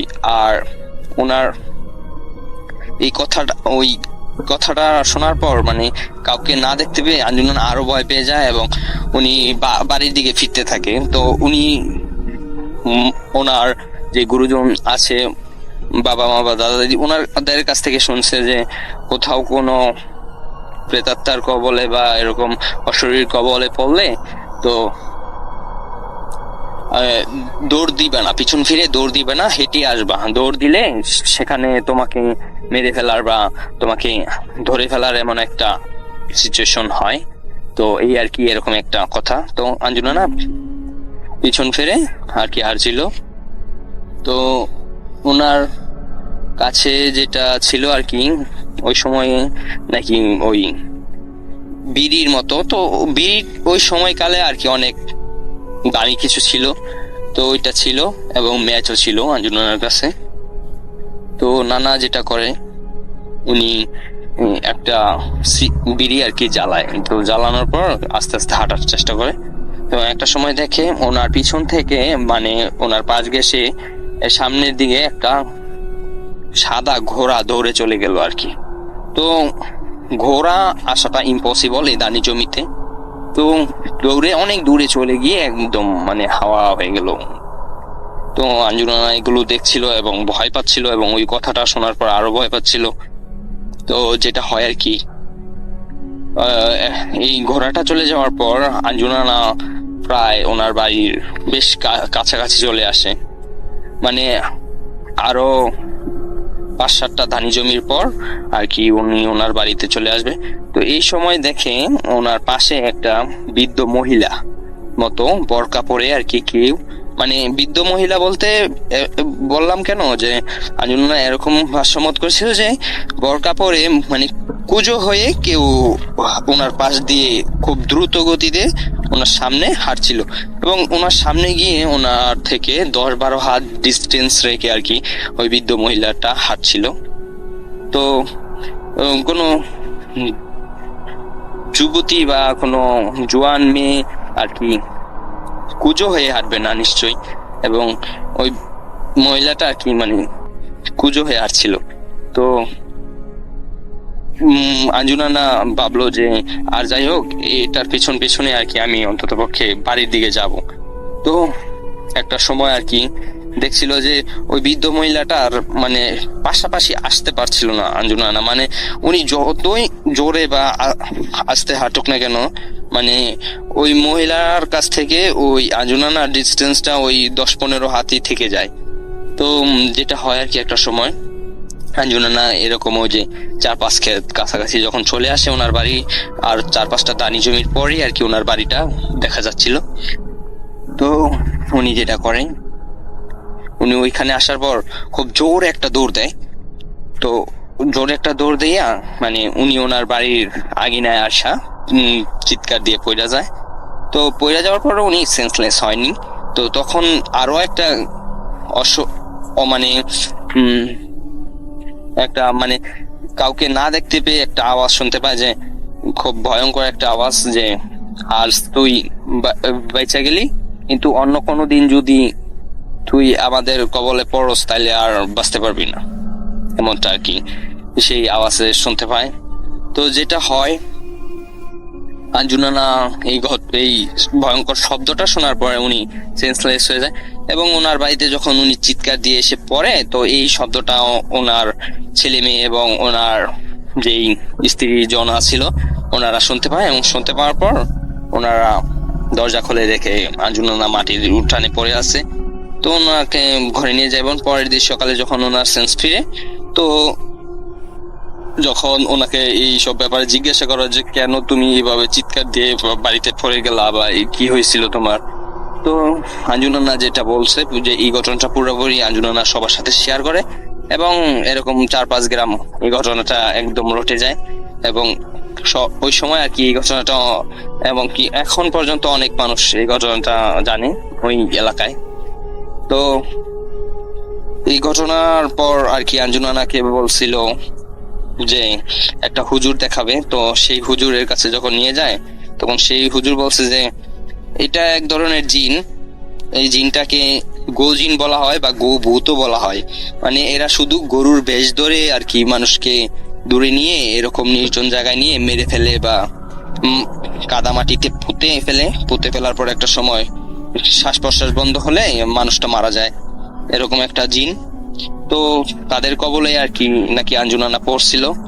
তো সেই হুজুর যেটা বলে যে হ্যাঁ ওনার কোনো সমস্যা নেই, ওনাকে আর কি কোনো কিছু আসর টাসর করে নাই, বাস্ট ওনাকে নিয়ে আর কি মেরে ফেলার বা এরকম কোনো একটা কিছু ছিল। তো ওই কালো বরকা পরিহিত মহিলাটা হোক আর যাই হোক ওনাকে হেল্প করে, মানে ওই অশরীরী হোক বা শারীরিক মানে অশরীরী হওয়ার সম্ভাবনা বেশি। তো ওইটা যদি হেল্প না করতো তাহলে হয়তো বা আঞ্জুনানা আর কি আর বেঁচে ফিরে আসতো না, এমনটা জানায় ওই হুজুর। তো বলে ঠিক আছে, আমি কিছু পানি টানি ফুরে দিচ্ছি এবং ঠিক হয়ে যাবে। তো এই ছিল আঞ্জুনানার সাথে ঘটে যাওয়া ঘটনা।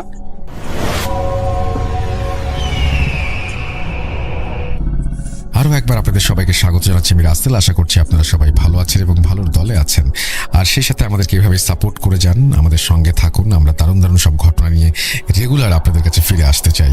আমরা কথা না বাড়িয়ে সরাসরি এখন আমাদের পরবর্তী অডিও ক্লিপে যাচ্ছি। আশা করছি অডিও ক্লিপটিও আপনারা অনেক বেশি উপভোগ করবেন।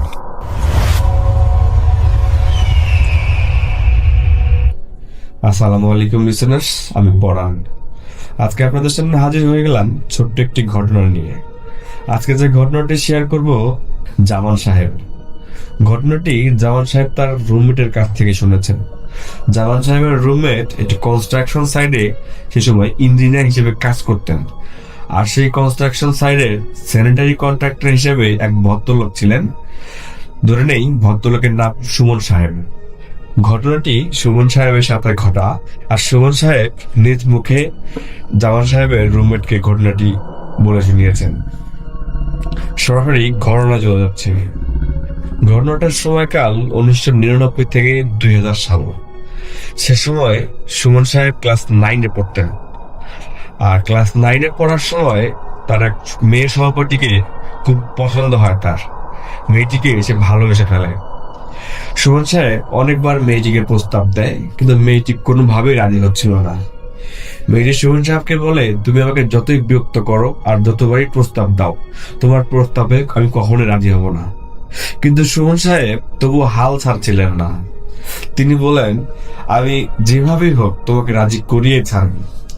এরপর তিনি নিয়মিত মেয়েটিকে বিরক্ত করতে শুরু করে আর মেয়েটিকে চিঠি লিখতে শুরু করে, কিন্তু মেয়েটি কিছুতেই তার কথায় রাজি হচ্ছিল না। হঠাৎ একদিন তার মাথায় বদ বুদ্ধির উদয় হয়। সুমন সাহেব চিন্তা করেন যে মেয়েটিকে তাবিজ করে তার বশে আনবে, যে ভাবা সেই কাজ। এই চিন্তা করে সুমন সাহেব এক কবিরাজের শরণাপন্ন হন এবং কবিরাজকে সবকিছু বলার পরে কবিরাজ তাকে বলে এই কাজটা তিনি করে দিবেন, কিন্তু এর জন্য 3টি ধাপ পার হতে হবে সুমন সাহেবকে। প্রথম ধাপ ছিল মঙ্গলবার মারা গেছে এমন কোন লোককে কবর থেকে মাটি সংগ্রহ করতে হবে সুমন সাহেবকে। তার পরদিন থেকেই সুমন সাহেব এলাকার যত কবরস্থান আছে সব জায়গায় খোঁজ করতে থাকে যে মঙ্গলবারে কোন লাশ মারা গেছে এবং তার কবর কোথায় হবে। কয়েকদিন পরে সুমন সাহেব জানতে পারেন যে তার পাশের এলাকায় মঙ্গলবারে এক লোক মারা গেছে, এবং সুমন সাহেব রাত্রেবেলা সেই গ্রামে গিয়ে কবরের মাটি আনতে সফল হন। কবরের মাটি নিয়ে সুমন সাহেব কবিরাজের কাছে গেলে কবিরাজ তাকে দ্বিতীয় ধাপের কথা বলে। দ্বিতীয় ধাপে সুমন সাহেবকে কবিরাজ বলে একটি টিকটিকিকে হত্যা করে সেই মৃত টিকটিকিকে কবিরাজের বলা নির্দিষ্ট 3 রাস্তার মোড়ে রেখে আসতে হবে। কবিরাজ এও বলেন যে এই কাজটিও মঙ্গলবারই করতে হবে এবং পরের মঙ্গলবার মৃত টিকটিকির হাড় নিয়ে আসতে হবে ওই যেখানে রাখা ছিল সেখান থেকে। অর্থাৎ এই মাঝখানের 1 সপ্তাহে টিকটিকির মৃতদেহটি শুকিয়ে শুধু হাড়গুলো পড়ে থাকবে, সেই হাড়গুলোকে আবার নিয়ে আসতে হবে। এরপর কি করতে হবে তা পরবর্তীতে জানিয়ে দেবেন কবিরাজ। এই বলে সেদিন সুমন সাহেবকে কবিরাজ বিদায় দেন। কবিরাজের কথা মতো সুমন সাহেব পরবর্তী মঙ্গলবারে একটি টিকটিকিকে মেরে 3 রাস্তার মোড়ে রেখে আসেন এবং তার পরের মঙ্গলবারে সেই টিকটিকির অর্ধগলিত মৃতদেহ মরা বডিটি নিয়ে আসে কবিরাজের কাছে। এটি দেখে কবিরাজ খুব খুশি হয় এবং তাকে 3য় ধাপ সম্পর্কে জানায়।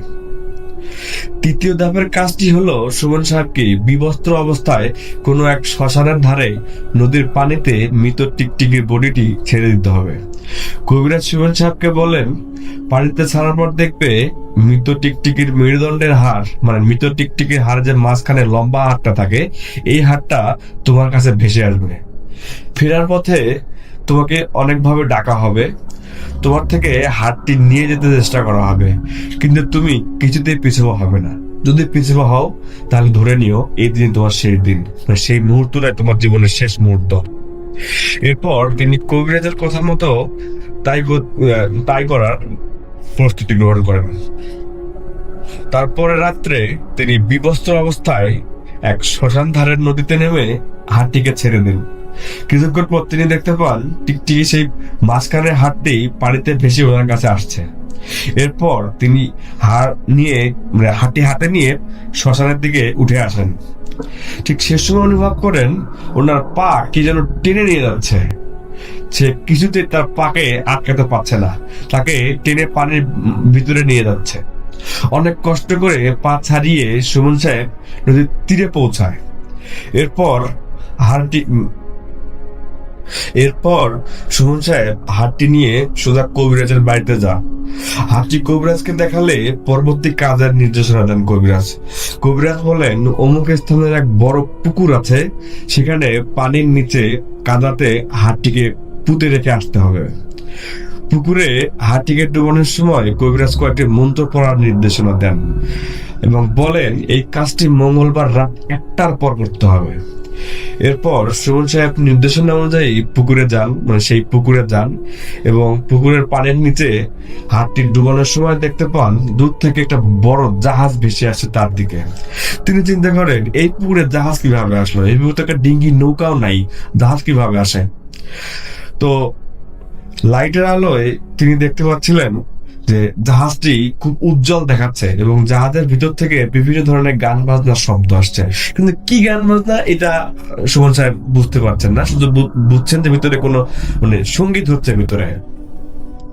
জাহাজটি তার সামনাসামনি আসার পরে সুমন সাহেব লক্ষ্য করেন জাহাজের সামনে থাকা একজন আরেকজনকে বলছে, নম্বর কই ফেলবো? তখন আরেকজন উত্তর দিচ্ছে, ওর উপরে ফেল, মানে সুমন সাহেবের উপরে নোংর ফেলতে বলেন। সুমন সাহেব বেশ ভয় পেয়ে যান। সুমন সাহেব ভয়ে মন্ত্র পড়তে লাগেন এবং চোখ বন্ধ করে ফেলেন। একটু পরে চোখ খুলতেই দেখতে পান কোথাও কোনো জলদান নেই। তার বদলে দেখেন পুকুরের পাড়ে একটি মহিলা ছোট্ট একটা শিশু কোলে নিয়ে রান্না করছে। মহিলাটির কোলে থাকা শিশুটি অনেক কান্না করছে। সুমন সাহেব সেদিকে ভ্রুক্ষেপ না করে মন্ত্র জপ চালিয়ে যেতে থাকে আর হাড়টিকে পানির নিচে পুঁততে লাগে। ঠিক সে সময় হঠাৎ সুমন সাহেবের নজর আবারও সেই মহিলার দিকে যায়। সুমন সাহেব দেখে মহিলা রান্না করছে, কিন্তু মহিলার লাকড়ি ফুরিয়ে গেছে। তখন সুমন সাহেব শোনে যে মহিলাটি বলছে, আমার তো রান্না শেষ হয়নি এখনো, কিন্তু লাকড়ি ফুরাইয়া গেল, তাহলে পোলাটা কাঁদতেছে, পোলাটারে দিয়ে লাকড়ির কাজ করি।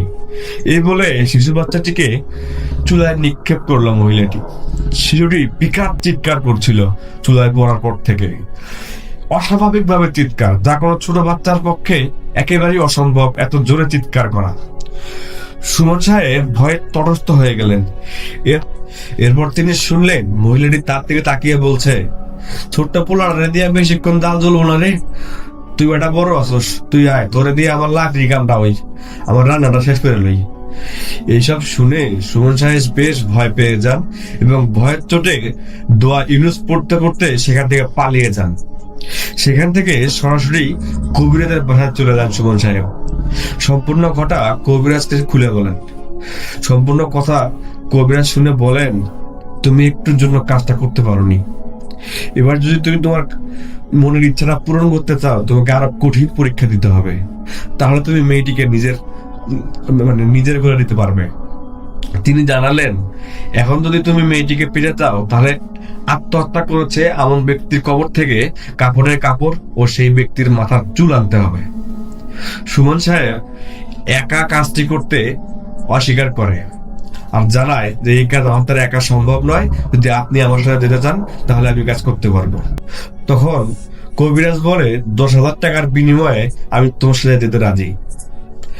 কিন্তু সুমন সাহেবের কাছে তখন অত টাকা ছিল না। সুমন সাহেব যা হোক করে 10,000 টাকা জোগাড় করে। এরপর টাকা জোগাড় করে সুমন সাহেব কবিরাজকে জানালে কবিরাজকে নির্ধারিত দিনের কথা বলে যে আমরা অমুক দিনে অমুক কবরস্থানে যাব, তুমি তৈরি থেকো। যত সময়ে তারা একত্রিত হয়ে কবরস্থানের দিকে যেতে লাগে। কবরস্থানে পৌঁছানোর পর কবিরাজ মন্ত্র পড়ে পানিতে ফু দিয়ে চারদিকে ছড়িয়ে দেয় সেই পানি। সাথে সাথে সুমন সাহেব লক্ষ্য করে চিৎকার আর আর্তনাদে কবরস্থান কেঁপে উঠল। সুমন সাহেব চিন্তা করলেন, এটা কি কবরে আদান হচ্ছে? কবরবাসীর চিৎকার শুনে আবার এই এলাকার লোকজন ঘুমাচ্ছে কিভাবে? কেউ আসছে না কেন? কারণ সুমন সাহেব চিন্তাও করেননি তিনি এমন বিভীষিকার সাক্ষী যাচ্ছেন। কবিরাজ সুমন সাহেবকে একটি কবর দেখিয়ে বলেন, এই যে এই কবরটাই, এটাই আমাদের কাঙ্ক্ষিত কবর। এখান থেকেই আমাদের লাশের কাপড়ের কাপড় ও চুল নিতে হবে। কবিরা সুমন সাহেবকে বলেন, আমি তোমার কাছে কাঁচি চাইলে কোনো কথা না বলে সরাসরি কাঁচিটা আমার হাতে দিয়ে দেবে।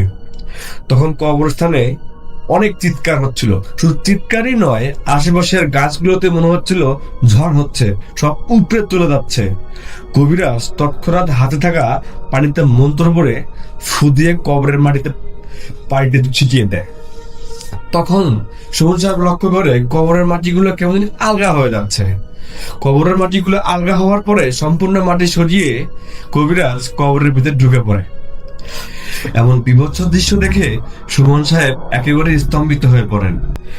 এ সময় চারদিকের আর্তনাদগুলো মনে হচ্ছিল দ্বিগুণ বৃদ্ধি পেয়েছিল, আর মনে হচ্ছে ঝড়-তুফানে মানুষগুলোকে উড়িয়ে নিয়ে যাবে, এমন একটা অবস্থা। সুমন সাহেব জানান, তিনি এতটাই ভয় পেয়েছিলেন যে ওই মুহূর্তে তার পক্ষে সজ্ঞানে থাকা সম্ভব হচ্ছিল না। এরপর কবিরাজ সুমন সাহেবের দিকে ফিরে কাঁচির জন্য হাত বাড়ালেন এবং কাঁচি হাতে নিয়েই তিনি সাথে সাথে লাশের কাফনের এক টুকরা কাপড় ও মাথার চুল কেটে ফেললেন। তিনি প্রয়োজনীয় জিনিসপত্রগুলো হাতে নিয়েই আবার মন্ত্র পড়া পানি কবরে ছিটিয়ে দেন এবং কবর থেকে উঠে এসে কবরকে আগের মতো করে দেন, মানে কবরের মাটিগুলো সমান করে দেন। তারপরে খুব দ্রুত তারা কবরস্থান ত্যাগ করেন। সুমন সাহেব লক্ষ্য করে কবরস্থান থেকে বের হওয়ার মাত্রই এই যে চিৎকার, কিচ্ছু নাই, চিৎকার, ঝড় তুফান, বাতাস কিচ্ছু নাই, সব নিস্তব্ধ হয়ে গেছে। তারপরে কবিরাজ সুমন সাহেবকে বলে কয়েকদিনের মধ্যে তার কাজ হয়ে যাবে। এভাবে 2 দিন যায়, 4 দিন যায়, 1 মাস যায়। কবিরাজ শুধু বলে কাজ হচ্ছে, একটু সময় লাগছে, মানে কবিরাজ সুমন সাহেবকে শুধু সময় পিছিয়ে দিয়ে থাকেন। এরকম করতে করতে এক সময় সুমন সাহেবের সেই প্রেমিকের বিয়ে ঠিক হয়ে যায়। তখন সুমন সাহেব কবিরাজকে গিয়ে জোর করে ধরলে তখন কবিরাজ সত্য কথা বলে যে আমি তোমার কোনো কাজই করে নেই। অর্থাৎ কবিরাজ সুমন সাহেবের কোনো কাজই করে নাই, উল্টা সুমন সাহেবকে দিয়ে কবিরাজ তার নিজের কাজ হাসিল করে নিয়েছিলেন। সবকিছু শোনার পর তিনি বুঝে যান যে কবিরাজ তাকে ধোঁকা দিয়েছে আর তিনি কত বড় পাপ করেছেন। নিজের ভুল বুঝতে পেরে তিনি আল্লাহর কাছে তওবা করেন। আমরা তার জন্য দোয়া করি আল্লাহ যেন তাকে মাফ করে দেন। আলহামদুলিল্লাহ, তিনি এখন 5 ওয়াক্ত নামাজ পড়েন। এই ছিল সুমন ভাইয়ের ঘটনা।